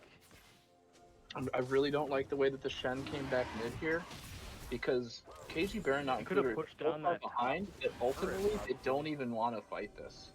Like, even if it's a 5v5 or a 4v4, they're just not gonna win. They need a 5v4 in their. Flash Galio engage onto Volibear though. Ezreal is able to get out. Lee Sin took a lot of damage. Galio ult. Ezreal just Ezreal's DPS alive. into the back lane. Shen's on top of Ezreal. I think. Just turn around and Shen kill him. can't Yeah, do there we go. anything. Shen's dead. Cho'Gath's gonna just eat somebody. There it is. Kill onto Galio. It was a 2-for-2, but Team Defiant 2-for-3. definitely pushed him off the dragon. It was a 2-for-3, but Yeah, good call, good call. We gotta respawn already. they collect the dragon. Ultimately, it wasn't as clean as it could have been, considering how ahead they were, but they got a really strong engage with that Galio. They needed to try and do something there. Like I was trying to say though, I think because of how far down they are, they can't see how much gold they're down, but they know they're down, and they know that the enemy team has the head-to-head advantage. They really should have been split pushing using their Shen, trying to get him back up into the game, get him a couple more levels so he can maybe go toe to toe with Cho'Gath at some point here. But It's also big that they just KGB lost. was They not just able lost to another get fight. they were not able to get the kill onto the Ezreal, who's worth a lot of gold. Mm-hmm. Is feeling really in control of the game right now, so he's completed the Essence Reaver. Yeah, and ultimately they both teams kind of drafted slightly more supportive, tanky members of the team outside of their AD carry position. Starting up this Baron and TPing. Oh, wow, this is a bold call. I don't know if they saw that the Shyvana was back. They knew that she was back, maybe. But they're bursting this down. They have the Cho'Gath ult, which should do like 1,400 damage. It's really, really dangerously late, but they do actually get the Baron sneak or rush, maybe. Really strong heads up play. I feel like that's the Cho'Gath player saying, "I'm strong. I've got my ultimate. I really just want to go for this Baron. Give me my chance to shine, coach. Put me in. Let me show you what I got." And they now we got Shen a really strong Baron. Even though they have 5 people, Ezreal throws his ult to try to stop it, but it's way too late. Doesn't really matter there. He gets a stun onto Leona. KGB is engaging. Cho'Gath turns the turret off. Ezreal's just sitting in the backline just doing DPS with absolutely no one able to threaten him. Oh, Tristana enters the fight finally. Does she have damage for this? Uses the Gale Force. She's able to kill the Echo, which is big, but Ezreal picks up the double kill. Yeah, that was making the plays. They didn't have everyone there. They got dove. Honestly, they probably should have just left that turret, because now I think they can pressure Nexus turrets. Yep. Well, maybe they just back here to be safe. Ooh, that was a really aggressive play by the Tristana. I think if Cho'Gath had landed a Q onto Tristana there, she's just dead, but she does walk away. And now Team Defiant's backing. I think smart play to make the safe call, back off. Yeah, possibly just wait for this Infernal Soul.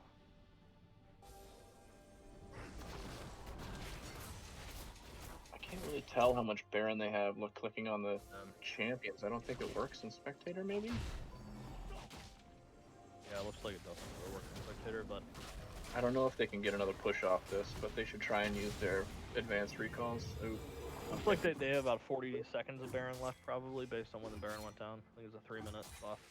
Okay, Realbotics, what do you think that KG Baron not included should be doing to get back into this? Because they're clearly on the back foot. They need to use their global advantage with the Shen ult to somehow try to get them to not get Infernal Soul. I mean, if they lose the Infernal Soul, it's going to be really hard. Ezreal with Infernal Soul and no assassin or backline threat onto him is terrifying amount of damage. I think the only way that KGB wins this game There's is no way that Tristana can ever burst him down. He's got a whole item on her, and she's only got a Gale Force. This is kind of like last game where I think you just kind of start thinking about what do we do next game. Yeah. It's looking really, really hard for KGB unless Team Defiant really makes multiple throws in a row. I mean, they're really far ahead.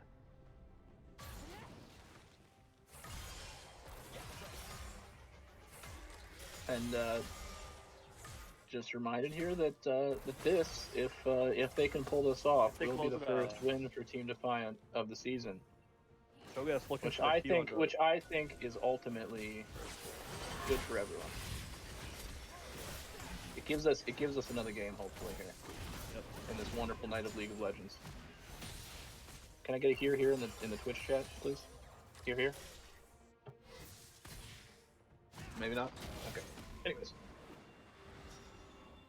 Shen is just pushing minions in the mid lane, but he's struggling to actually push those still in hasn't gotten quickly. that top turret, even though Cho'Gath has been grouped with the team. I feel like for most of the last 9 minutes or so. They've been doing a pretty good job of keeping this.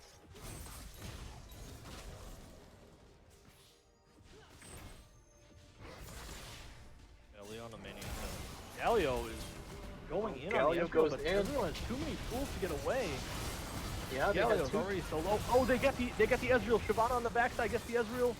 Just got the Galio off too. But Cho'Gath's impossible to kill. Cho'Gath actually picks up the Shyvana on the back end. The back line here. Volibear's coming in with the ult over the wall. Cho'Gath doesn't have a lot of chase potential, but he's very, very tanky.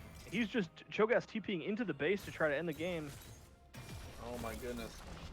And it was only a two for three after that amazing engage. It was only a 2 for 3, and they still are limping away and have no way to stop this Cho'Gath. And now Echo and Volibear are here. It looks like this is going to be the game. Team Defiant's first win of the season, just when they need it. This is a miracle play here. It's a miracle run. They're going to make it all the way. And we are all fortunate enough to look forward to Game 3 coming up here. Standout play from the top lane and the bot lane here on Team Defiant. Yep. Yeah, they made that Ezreal Lee Sin that work well. I think that they didn't respect the early game damage of Lee Sin, and once they were behind in that lane, there really was not much they could do with a low pressure jungler like Shyvana, unable to come bot and make anything work. Yeah, I don't know. Is this just? I don't know. Maybe if Team Defiant has just been playing it for the viewership, looking for this dark horse. Yeah, kind of following. Yeah. Because honestly, we were talking the other day. We placed pretty well in our bracket, but ultimately it means that we get to play less games than those who placed lower. Right. So we were talking about how we didn't get our money's worth. Team Defiant's just trying to get their money's worth here. Get the most games, most value. Hitting an intermission here real quick. We're gonna be back in a couple minutes. Sorry, I'm just gonna keep talking over my buddy here.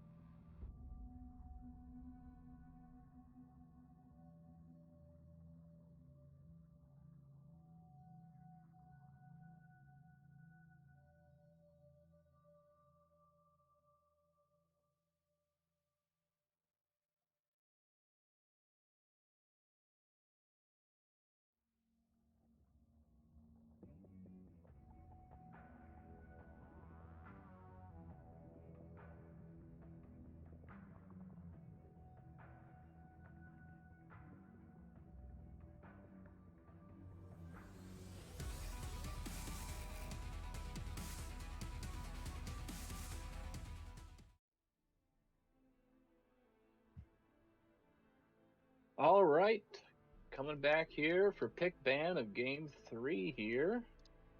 KG Baron not included. Just took a potentially the start of a reverse sweep here. Swap sides. Yeah, we got the blue side for KGB. We'll say with their first pick. I suspect bans are going to be the same from Team Defiant at least.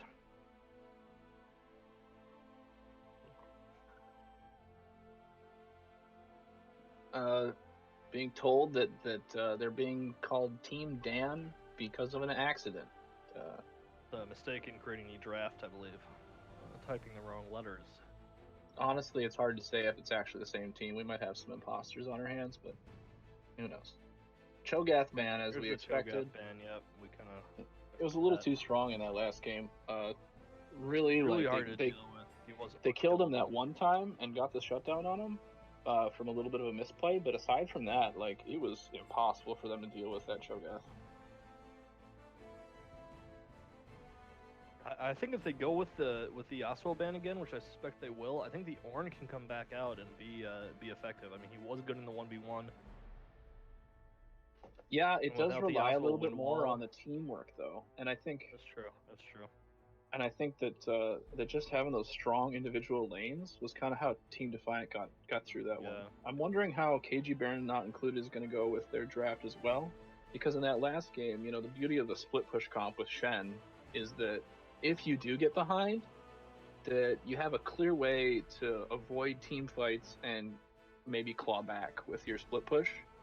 But they weren't able to execute that, and that was kind of concerning. So maybe the first game only went the way that it did with their global pressure because they happened to have winning lanes. Yasuo coming out for the ban again. They also the ban that KGB dropped for the Cho'Gath was Pantheon, so it'll be interesting to see if Team Defiant plays the Pantheon here. Yeah, Pantheon's really strong. As we said, this is the first of the 3 games where KGB has not banned Pantheon. KGB takes the Echo away, and that's the mid laner plays a lot of that, so that's a comfort champ for him, and is going to have a lot more playmaking, a bit like more single target carry, and I guess carry is the word, more carry potential than the Galio will. Team Defiant back on the Ezreal, I think that looked really good for them last game, so it's not surprising. Interesting to see if the Nico's going to go mid or support. It is playable in both positions. It's even probably playable top lane, although it's certainly off meta. Yeah, off meta. Yeah, I suspect that their top laner doesn't play it based on what I've seen. Yeah, I'd be surprised if they played Nico, but it's possible. It's possible. I appreciate the open-mindedness that you bring in all aspects of your life. I always try to have an open mind, you know. That's why we're so close. Anyways. Okay, Kennen coming out. That's likely a top lane Kennen, I'm guessing, unless it's Echo Jungle, which is definitely a possibility. Ooh, we got a draft mistake here. It looks like that was supposed to be Mordekaiser instead of the Kennen. So here we got Echo, Soraka, Mordekaiser. Top lane Mordekaiser for sure. Back to the Ezreal Lee Sin, so we'll see if KGB has an answer with the Soraka. Soraka actually is quite good into Lee Sin, because if you drop the silence on top of the Q target, Lee Sin can't ward hop behind and get the insect kick. But at the same time, Soraka's gonna be squishy. And if she isn't in range for that, like if he pops her with the Q1, walks in the bush, it's hard for Soraka and frankly, to last game they weren't even going for any fancy Lee Sin mechanics. They were pretty much just poking him down. I mean, it was just kind of you want to him and just hit him a bunch. Yeah. So probably the Nico in the mid lane. They banned the Tristana. Man, which I think is interesting because they kind of handily won that 2v2. It seems like kind of a I don't really know what to ban. Let's just ban what they played last game. Pantheon ban did I eventually don't. come in I for personally think KGB, that's a so- really questionable. Would be a questionable pick with the Soraka. Like I don't think that would be very good. Yeah. Galio Galio ban. as well. They might just I don't know about run that back Galio the same, ban. jungler. Galio with ban is Volibear weird. again, I we'll don't see. think they're going top lane or jungle Galio. So unless they Maybe they forgot think that the this, Lee Sin is going to be support. That's a Mundo. So this is possibly a jungle. It would be my guess. He's actually pretty strong in the jungle right now. The 1v1 potential of Dr. Mundo in the jungle is actually extremely high because you don't have minions to hide behind for the cleavers, and he's able to kind of run down most junglers and just kill them. Yeah, the AD steroid and the auto reset on it is actually super relevant. If you can, especially if you can, catch them with a cleaver and come up to them when they're not really ready for you, get the first auto in before they Graves. respond. So I think this Graves jungle. I actually think this is not a bad matchup for Dr. Mundo if he can get out of the smoke screen. Graves is mostly strung into AD junglers.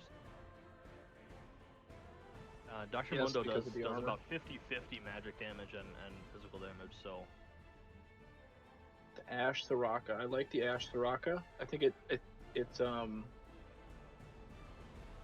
gives them a lot more safety than the Leona Tristana did, and it might be a good response to this Lee Sin support. So maybe picking the Lee Sin support again might have been a questionable decision, knowing that they're going to know how to play against it. Rumble top.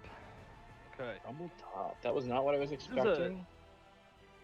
That's actually, I think, a good pick, because otherwise they're pretty low damage with the Nico mid. She doesn't have a lot of DPS, and is really reliant on getting the ult off, which is sometimes hard to do. I think they're just looking for the counter pick. I think he's going for a counter pick against Mordekaiser because, I mean, I haven't played the matchup in a long time. It's been a long time since I played Rumble, but I did play a lot of Rumble. And if you can dodge out on the Mordekaiser abilities with their long cooldowns, Rumble can punish him early, especially with a lead. It's just a matter of converting that into a team fight advantage, because towards late game, there's going to be nothing Rumble can do to stop the Mordekaiser. And it's going to have to be like Mundo or someone else dealing with the side lane. Honestly, I think Team Defiant, maybe a little lacking in engage. Nico's the only real engage here. Unless Lee Sin pops off. Honestly, I didn't see the Lee Sin, they didn't really have those opportunities presented as a whole, because they were just kind of winning winning across the map last game. But I don't know if Lee Sin's going to have enough to make up for the engage. And if they spot out the Nico, and if they're smart about it, Nico has a really hard time getting in on them. That's right. With the Soraka and everyone. How does Soraka they may rely on just silence Rumble interact just with the Nico? ult. How does Soraka silence interact with Nico? It doesn't stop the ult. I don't think it turns her passive off either, but I'm not sure. Once Nico started channeling the ult, I mean, it will go off. I think it's not interruptible. Okay, that's pretty relevant. Yeah. But I think the Ashe pick here is the thing that saves KGB's draft for me, as far as giving them something to start fights if they want to start fights, because the Echo, Graves, Mordekaiser, Soraka don't do anything to start fights. That you're waiting on the enemy team to jump in on you or make a misplay and totally screw over their positioning. I think that the bot lane from Team Defiant needs to look to freeze and just deny farm to the Ashe this game. Graves has a lot more ability to walk bot and just double kill you. But Graves does not do well. He doesn't die very well because he doesn't have any engage, especially before Ashe is 6 and can just drop the ult. So yeah, I think the jungle matchup's a lot better this game. I think Shyvana into Volibear, they ended up really winning that matchup as a whole, and I think that flowed to the rest of the map. I don't know if you've heard this before, Realbotics, as a jungle player, but you know what they say? Every game is jungle diff. So every game is jungle diff. I can confirm that. Yeah, I mean, even if you do super well in the jungle and you lose, it's because you didn't do well enough. It's all about the jungle player. Always their fault.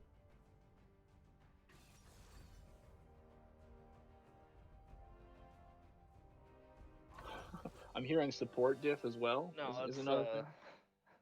But that's that's not absolutely not that true. might not It's jungle that's diff not every what I've game. heard. It's not what I've I heard can confirm from. it's jungle diff every game. But maybe it's just that I'm just hearing that because I'm playing with you all the time. Yeah, that's possible. You know, our support player is a KDA player, so That's he's kind of that's the also reckless true. of. He's kind of the reckless of CAL. I think Spends the whole that's game trying not appropriate. to die, and He's also really soft spoken, like Reckless. So I think that's a apt comparison. Yeah. I mean, like, yeah. Anyways. Oh, it does. It looks like they're doing Nico top lane. So I wasn't watching, but Nico top lane and wow, Rumble mid. Interesting. So I think the Echo can like close on the Rumble and like 1v1 him, but the laning itself, Rumble has a definite advantage against a melee champion like that. So I think that the Rumble's going to be able to push the Echo in and keep him from doing things. The thing is that this guy plays Echo. Like his name is Chrono Drive. Chrono Drive, so yeah. Chrono Drive. You know, I'll give a big on into the middle of that word, but Chrono Drive. Excuse me for that one. Yeah, we'll see what happens. I'm really interested to see what happens in this top lane matchup. I think that Nico has a hard time if Mordekaiser gets ahead because. Well, I saw that the Nico player. I know his name is Brandon. I cannot pronounce your name. I'm sorry, friend. Should I just attempt it again? Aileron roll. Aileron roll. Aileron roll. We'll just act like it's like we know what we're talking about when we say that, and just run with it. You know, Aileron roll or something. I don't know. They play Mordekaiser is my point, and I think that this is. I think that they're thinking about it. I think that this is a case where both of the solo laners for Team Defiant play the enemy champions. So they're picking champions that they want in those matchups. Like the team comp looks a little scuffed, to be honest. Like if you saw, this looks like a solo queue comp from their side. Yeah. To be honest, but they've got the lane advantages, I think, and if this Mundo doesn't get punished by the Graves early, like I don't know, they do have. I think they got that Graves win lane, win game mentality here, is what I'm saying. There's some potential for the Graves to actually get surprised by the Mundo damage early. Mundo can just chase you down if Graves doesn't get a good Q off onto Mundo.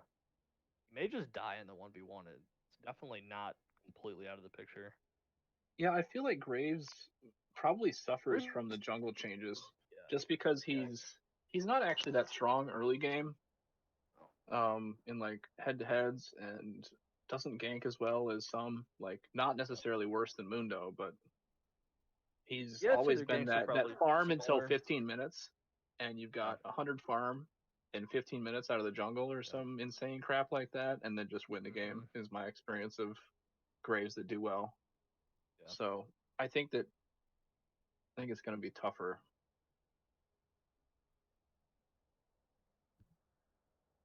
All right. Part of what makes Graves strong is just all the armor he gets, and they have a really high magic damage comp coming out of Team Defiant, so... Another good point. It's actually strong into Graves anyway. But we're about to go into our transition to game, so stay tuned. Masagi!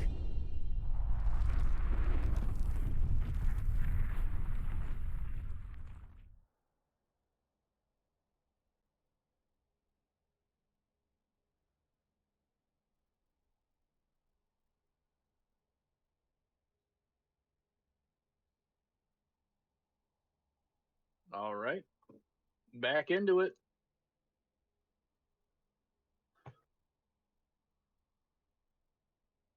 Oh yes, we were getting flamed for not talking about skins. Yeah. A lot of skinless individuals. So maybe these are weak champions they're not as comfortable on, don't play as often, or maybe they're responsible with their money. Depends on who you ask. Some Star Guardians coming out.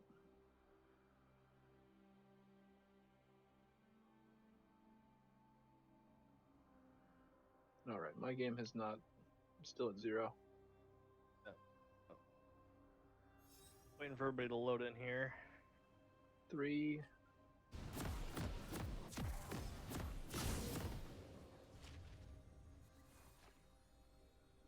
Okay. I'm good to go here. Yep.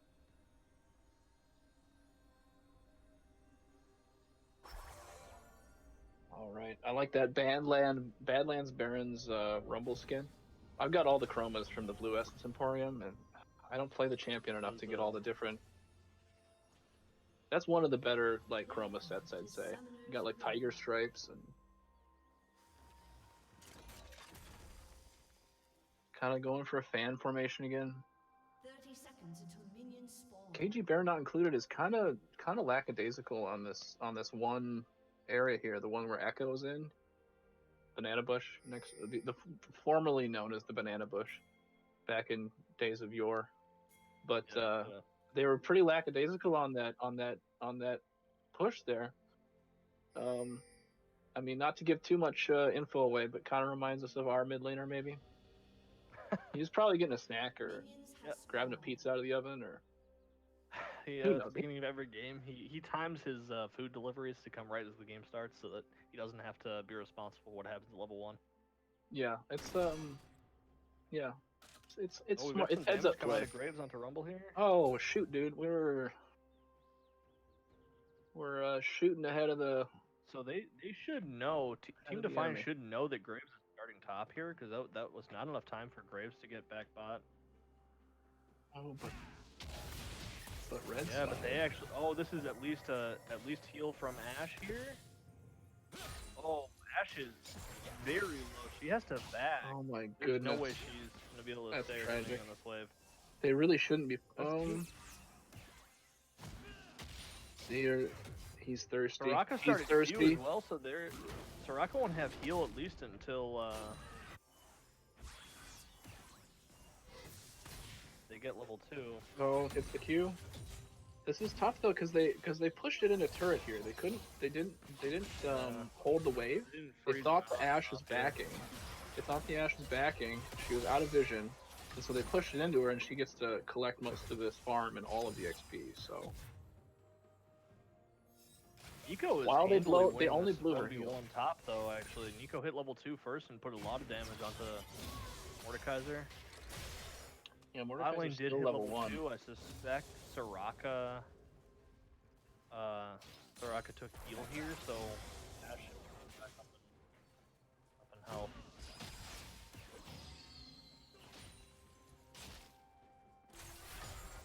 We're going to spot out the Dr. Mundo with the Hawk shot. That was a good heads-up play there. Knowing that because of the early bush camp, Mundo was starting top side, and he was going to be going to bot side soon. Wanted to check where he was on his camps and know when he's going to be able to come mid or come bot. And, if he's looking for the Rift Scuttler yet.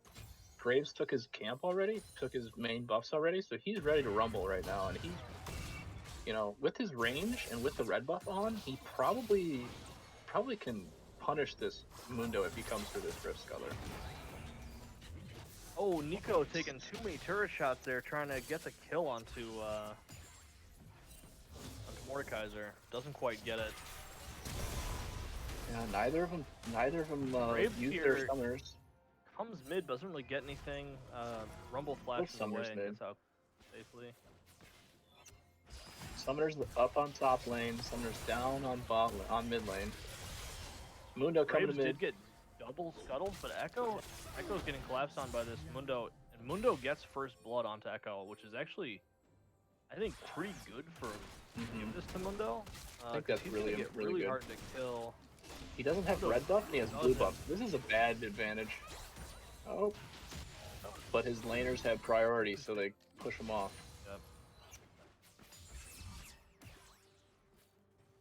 Strange pathing from Mundo, and then a missed flash snare from Nico, but they do get the Scuttle Crab, so ultimately they're definitely in the lead here. They just don't want to give return kills or return pressure off this small lead that they've gotten. And bot lane is they storming ahead. Unfortunately, weren't able to capitalize They weren't able to capitalize on that damage on Ashe early though, so I feel mean, like Ashe is going to be able to farm here. Ultimately, I think they could have done better, but yeah, he's down 20 they're more than already. Yeah, more than twice the farm. I mean, they wanted the kill, and like, ooh, really nice that that's not a Leona and it's a Soraka instead.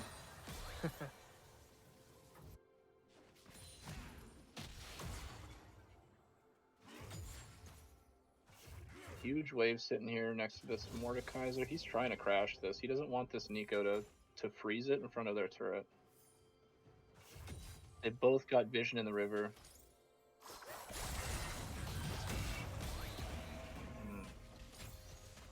Yeah, it looks like... We'll see what happens at level 6 in the kill. top lane, because I think there's going to be a kill for sure. Ooh, trade on mid lane. Nico is sort of the thing you do. Graves walking in. Rumble may die here. Ooh. Oh, he doesn't quite walk out of the Graves.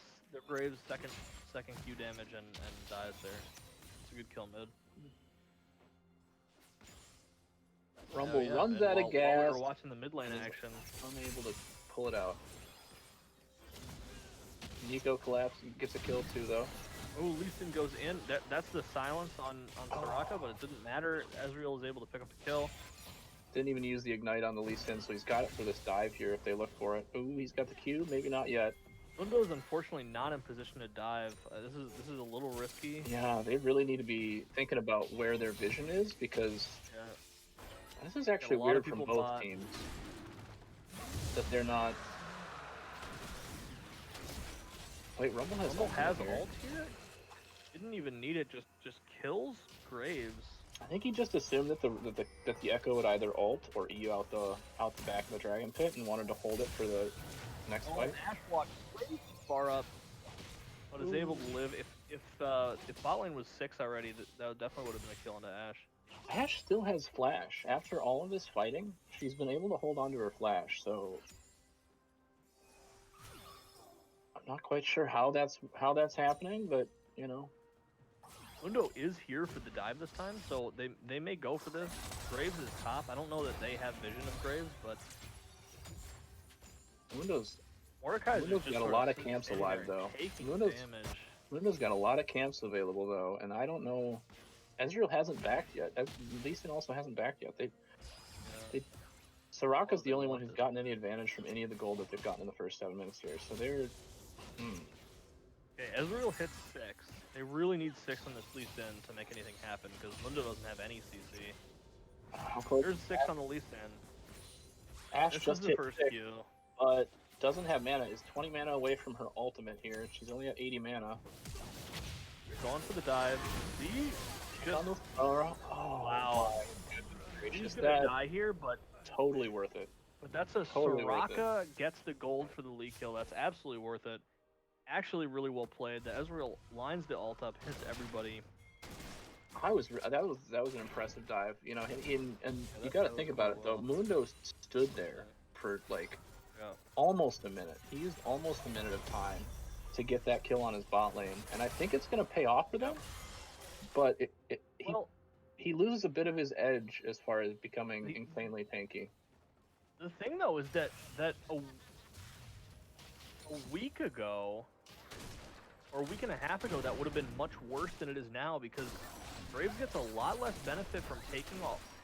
Nico steals the Rift Scuttler. No. This is absolutely terrible for KGB. Nico, she picked it up. So that's heartbreaking for Graves. I don't know if he had. I'm being told he did have smite for that fight. That's just a play. He thought he was safe and didn't. He's pretty tilted, I think.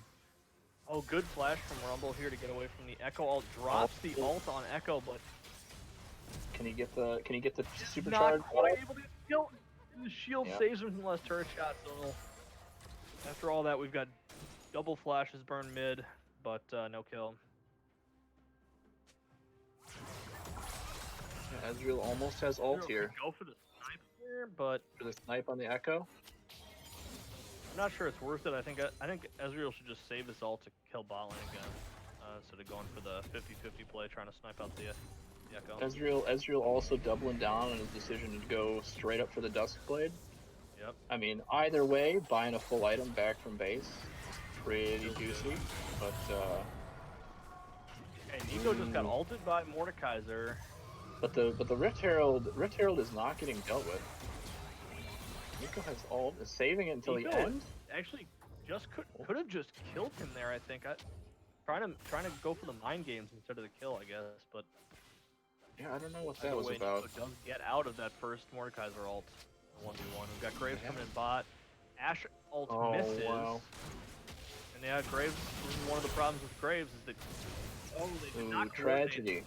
not coordinate that Lee Sin ult very well, but Well, they did it the first time. They coordinated the ults for well, and the second time they misstepped a little bit. But Ashe has no mana, so he's gonna have a hard time pushing this Mundo back. is going for this dive and is gonna die. Mundo manages 1v1 to get the trades. kill. That would have been really bad if Mundo didn't manage to get the kill there. Still not worth, I think, but But I think just accelerating this game and keeping their bot and their top ahead is going to be a path to victory here. Graves misses ult. They've got TP coming in from Nico bot lane. Nico has no ult for this fight. Rumble ults mid to try to kill Echo, and actually Echo ults back into the Rumble ult and dies. He was out clean there, actually. That's tough. Maybe he thought that he could kill the Rumble there, but Thought he could get the kill, I think, yeah. And get a little more maybe didn't heal realize out the of it. Rumble ult was still there and he was going to be standing on top of it. Looking at the items, we've got 2 mythics completed for the side of Defiant on the Mundo and the Ezreal. They're looking at the dragon play here. They're trying to get a kill on him so that they can force this dragon out. He's got the vision. Oh, missed Q for the E. Ezreal does so much damage. Mundo's running at him. Down. Oh, the cleaver for the kill. One of the problems with picking Graves in the current jungle meta is if he isn't able to get kills early and isn't able to get ahead, he does become very useless. I mean, Graves just doesn't really do anything if he can't do damage. So yeah, taking him off the map 3 times here, keeping him from gaining farm and everything. He in from Mordekaiser, and he's gonna die. Lee Sin kicks Echo out of the pit, and then flashes over the wall. We've got Nico coming in over the wall with the Q. Looks like they're gonna pick up this Soraka kill. Oh, the Ezreal Ashe solo. is out of position. She can kite this out if she plays it right. Walks away. Oh, Really she could do so much damage here. Got three-man stun from the Echo, but they end up walking away there. I think if they had collapsed a little better bot from Team Defiant, they could have picked up another kill or 2 there. But either way, definitely think they'll take that trade. They did get the dragon as well. Mundo just wants to go. He's got his ult on. Or no, he doesn't. He doesn't have ult. Echo is able to ult. That was a questionable call on the dive there. Yeah. To be honest, they kind of had everything, and they got a little too hyped. Getting a little greedy. Too hyped up on that one.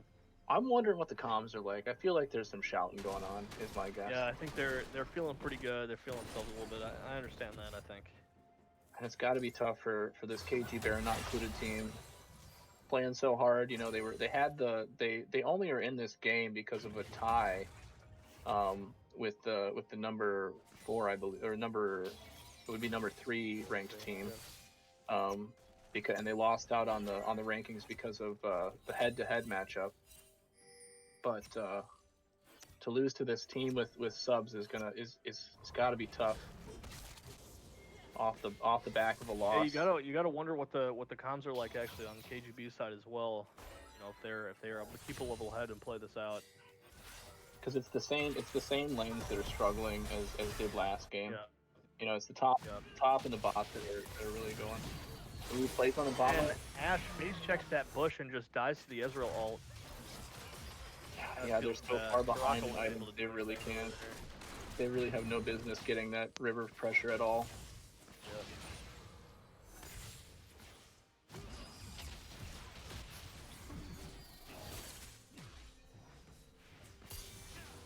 I'm being told that the head-to-head was actually even with the number Game 3 time, ranked actually, team.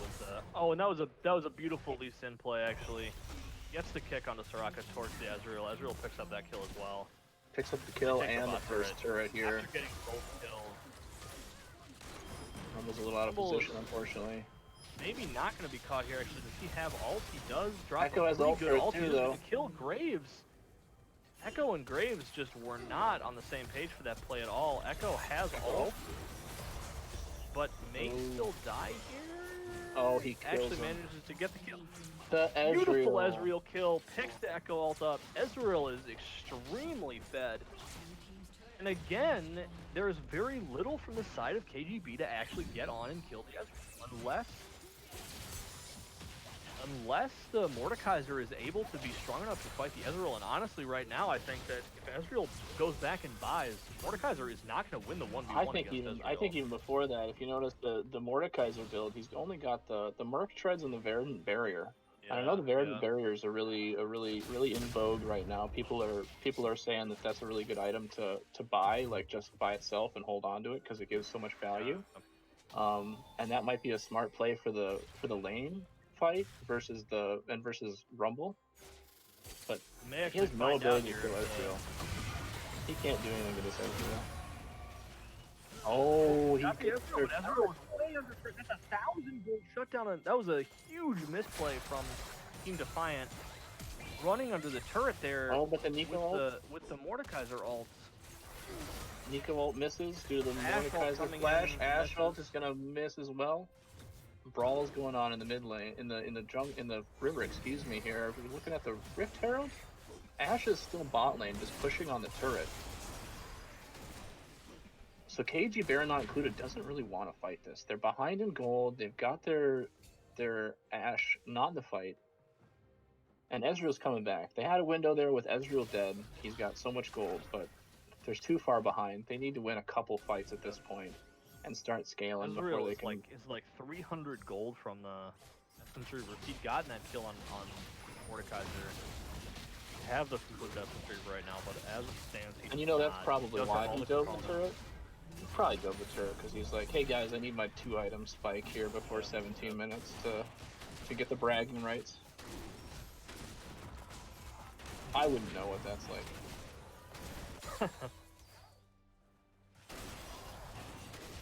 Yeah, I'm usually known as like the calm, collected, you know, never make a misplay, never overstay for a wave kind of player. So that's right. I got to where I am, not being greedy at all.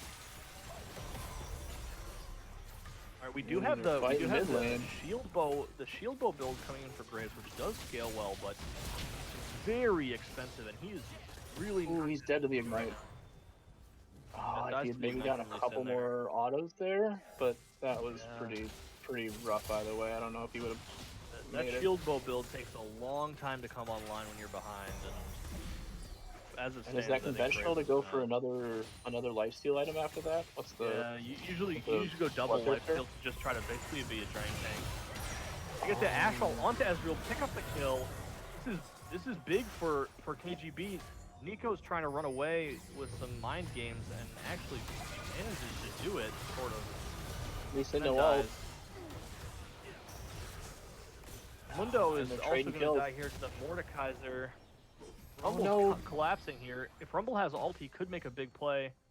Mistake on the blast plan, I think, costs them the kill there, and the Rumble's there. Maybe that was good though, because if they had been engaged in a fight and Rumble got the ult on the Soraka, they probably would have all just wiped there.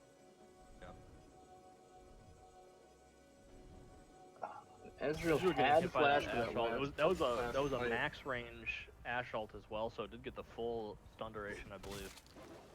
That's actually more like the kind of play that I would make in that situation, actually, though. Be able to flash the ult and die. I mean, just get really fed, take all my team's gold, and then die in the pivotal team fight. Excuse the expression, but just piss it away, you know. We got a lot of turrets on the map here. What does the vision look like here? I'm noticing that basically no vision from either team. Does it? I Not a think lot of deep Soraka vision might have from got a anybody. really late. I don't recall. I wasn't looking. Might have got a really late transform on her item because she's really behind on this vision score. Yeah. Just using that, which is an I imperfect suspect she metric, did. but I suspect she did just due to the fact that they had no way to really poke them in lane, and she did go with the poke item. yeah, I see a lot of the That relic lane shield was on extremely. even enchanters sometimes when they're in that weak kind of lane. Yeah. Trying to spook him there with the Nico. A lot of stuff on Oh the side. You've goodness. got Graves and Echo behind them with the flank here. So Echo's Yeah, they're going for just the running W. it down mid lane instead of doing any sideway pressure. Ezreal is just doing a ton of damage to Soraka here. The Ash ult hits Mundo instead of Ezreal this time, which is pretty big. Mundo also gets ulted by Mordekaiser, who's not going to be able to get this kill. It looks like Rumble's just running the Ash down. The base is cracked. Mundo still didn't die and is now tanking the Echo. Yeah, if anything's cracked in this fight, the base certainly is. Looks like the Echo Ezreal pulled is out the ult. just 1v1ing the Graves. Mordekaiser Ezreal flashes is over the wall barely- trying to get this Echo. Looks like he may get it. Echo flashes away. Rumble comes in to clean the kill up. And Triumph heals Mundo so he doesn't die to the turret. They may go for the end here. They actually may be able to end. Graves is this is looking really hard to defend Ezreal's here. tanking the turret. Mundo's dying to the turret. Oh, Liz 10,000 gold lead at 20 minutes. They're in the base. And they're not going to proc the Ezreal W here for the turret. They're making a smart play, walking away. Yeah, Not throwing away their bounties. Oh, Mordekaiser's TPing in. Mordekaiser He does not have TP. ult. He does not have ult, and he's just gonna die. He went for the big play. He saw the play, but with no ult on the Mordekaiser, there's not much he can do against 5 people, even though they're low. He got so far, but I mean, in the end, I don't know if it's even going to matter. It didn't even matter, yeah. Consequentially, but you know. But without the TP, yeah, they're gonna be. I mean, they still have a TP. Both mid laners still have TP, but there's no way to do any fights. There's no way to start any fights with this disadvantage. They need to try to somehow miracle steal this dragon, try to get soul. It's kind of one of the only ways back into this fight. Yeah, they've got the slight dragon advantage still. Like, but at the same time, I think there's no way I think maybe look for a steal, but there's no way that they commit more than one person to this. Soraka's dead. That's unfortunate. They've got the vision control. It's ridiculous. They've got the vision control, and she was trying to get it. But... here and just ignore the dragon. Yeah, I think maybe throwing the ult there for it, but there's not much chance that they get that. Looks like Team Defiant's just walking toward Baron here, and there's not going to be a contest from KGB, it looks like. And they don't see this at all. Maybe they assume it. If they assume it, they really should be sending people bot lane, and like pushing up mid lane so that they can kill as many minions as possible, so that Team Defiant can't charge up those minions and empower them with the Baron buff once they get it here. They want to be able to like get ahead of this push that they know is coming. You know. So we see it looks like Echo's going to try and get a push bot lane. He's got the TP. If this Ash has got to get out of there. You got to get out of there, Ash. Ash is just, that Ezreal damage.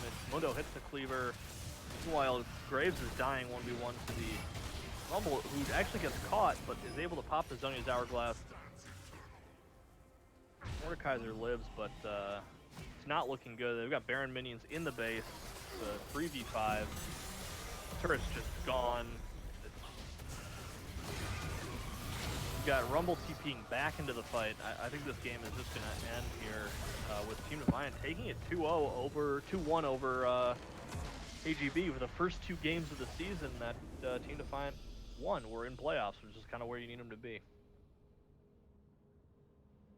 Also being told that this is the first that the name, the legacy group Team Defiant has ever won in this league. So congratulations to those who have made history. Really, I think that's what we should be considering this. You know, the annals of history will. It really did look like that Ezreal was just pretty cracked and couldn't really be stopped in both those Ezreal games. very I think cracked. maybe they needed to pick that away from them or get him off the Ezreal. It really seemed strong. Mm-hmm.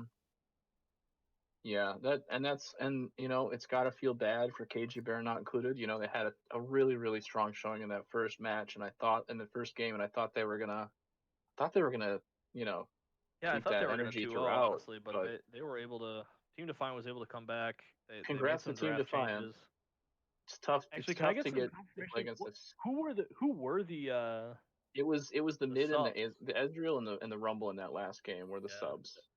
that's gotta And feel pretty and I'm bad gonna be from honest, I feel KGB. like there was some definite shot calling. Like it wasn't perfect, but I feel like in general, Team Defiant had the shot calling edge. Like the like teamwork. Like even though they didn't play together like they haven't played together, like going straight Yeah, from that dragon to the Baron, and then yeah. Ash expected them to go back, but they saw them there. They knew they were strong enough, and were like, hey, let's all just go. We can just push it and end. Yep. Does feel pretty bad having the 80 carry sub in and then carry against you to lose.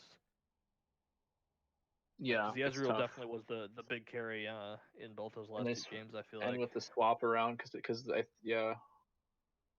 it was, I think Tarkata has played 80 carry in past games, Yeah, I believe that's right. but but I mean, the name of the game was this last game was they just got ahead off the lane matchups. It Yep. looks like a pretty scuffed team comp, but KG Bear not included couldn't get out of the early game. Yeah, the ranged melee matchup top lane.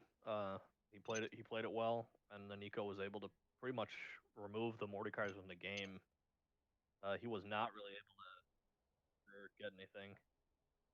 I think we're gonna maybe be getting a post-match interview here. Yo.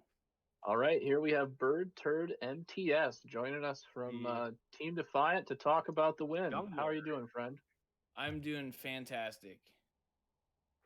How's it All feel right. winning your first two games of the split? Pretty good, pretty good. I was just about done with this season, to be honest with you. I was ready to move on to bigger and better things, but hey, here I am, winning a game, opening a bottle of scotch, man, feeling good. Ooh, I think you hit some positive notes with a couple of the casters here, but beyond that, I mean, bigger and better things, playoffs, bigger and better things. Yeah. You got that to look What were you forward guys? What was the decision to draft the Lee Sin Ezreal combo? Yeah, where did there that come in from? game 2? Yeah, Have you so played that before? after every game, I feel a little exhausted because I'm putting all my brain power into this shit. I'll be Oh, honest yeah. with you, man. I'm like a chess player, like a pro GM. They say they burn 2,000 calories a game, just with their brains alone. Get some scotch in you real quick. Yeah. And so what I was saying is, I have to get up, so I go downstairs. I go and grab a beer, and I'm like just chilling. I come back, and they're talking about Lee Sin support. And I'm like, all right, whatever, let's do it. So, yeah, and that's just what happened. We were feeling good. So basically, what you're It seemed saying to- is someone else had that brilliant idea, and you just reaped the benefits. Yeah, Tarkata was talking about Lee Sin support, and I was like, hey, that's a strong flex pick. Let's do it. So have the three of you played? Top jungle and support in this game. You all have played all the games thus far this season, correct? Right. Yeah. Well, I think Tarkata might have been out for game 1 for the first game. But yeah, How did the shot calling go because of the kind of changes over the last couple of weeks? Yeah, we don't really do that, to be honest with you.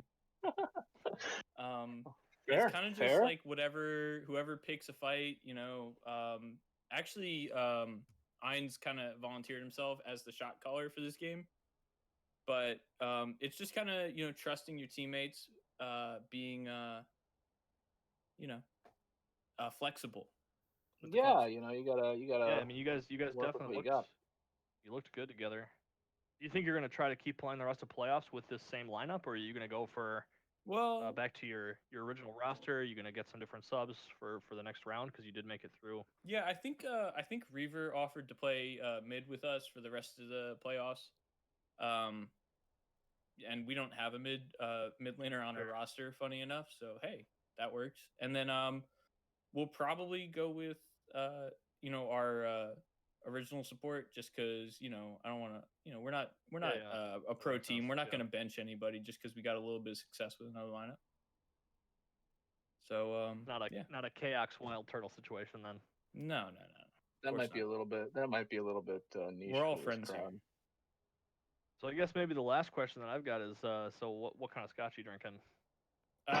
Yeah, I actually bought a bottle of Glenfiddich. I got a nice tip at work the other day. 12, 15, 18. What do you? 12. I'm not fucking like Okay. rich or anything, but That's you good. know, it's a nice bottle of Glenfiddich scotch. 12 Well, was that's the first scotch I ever had actually. So, Yeah, it's nice. It's I'll buy my nice. heart for that one. I always keep one in my desk just for special occasions like this. Well, and it And, was a special occasion with that reverse sweep. First game looked a little bit rough, but you guys really turned it around. I really respect that. It was easy peasy. Don't worry about it. mental fortitude. Strong games from the other team as well. Do we have any questions from Twitch chat to round this out, or anything else you'd like to say? Does anyone have any? Do you have any last shout outs then to the team? GGs? Yeah, shout outs to the team, my mom, my dad, our sponsor, Team Defiant.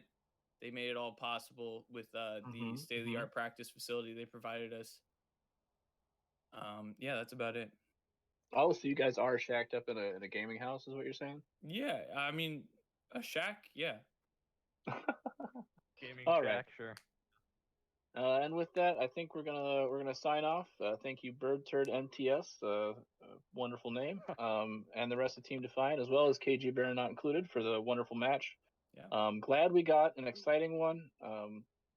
And sad to see you go, KG Baron not included. Congratulations to the next match coming up next week, I believe, between KG Baron, or excuse me, Team Defiant and Tactical Inting. Let's go. Big Turd All right. out. Peace out, Big Turd. And with that, I think here, Real Botox and Sheepset are going to be signing out. Thanks everybody.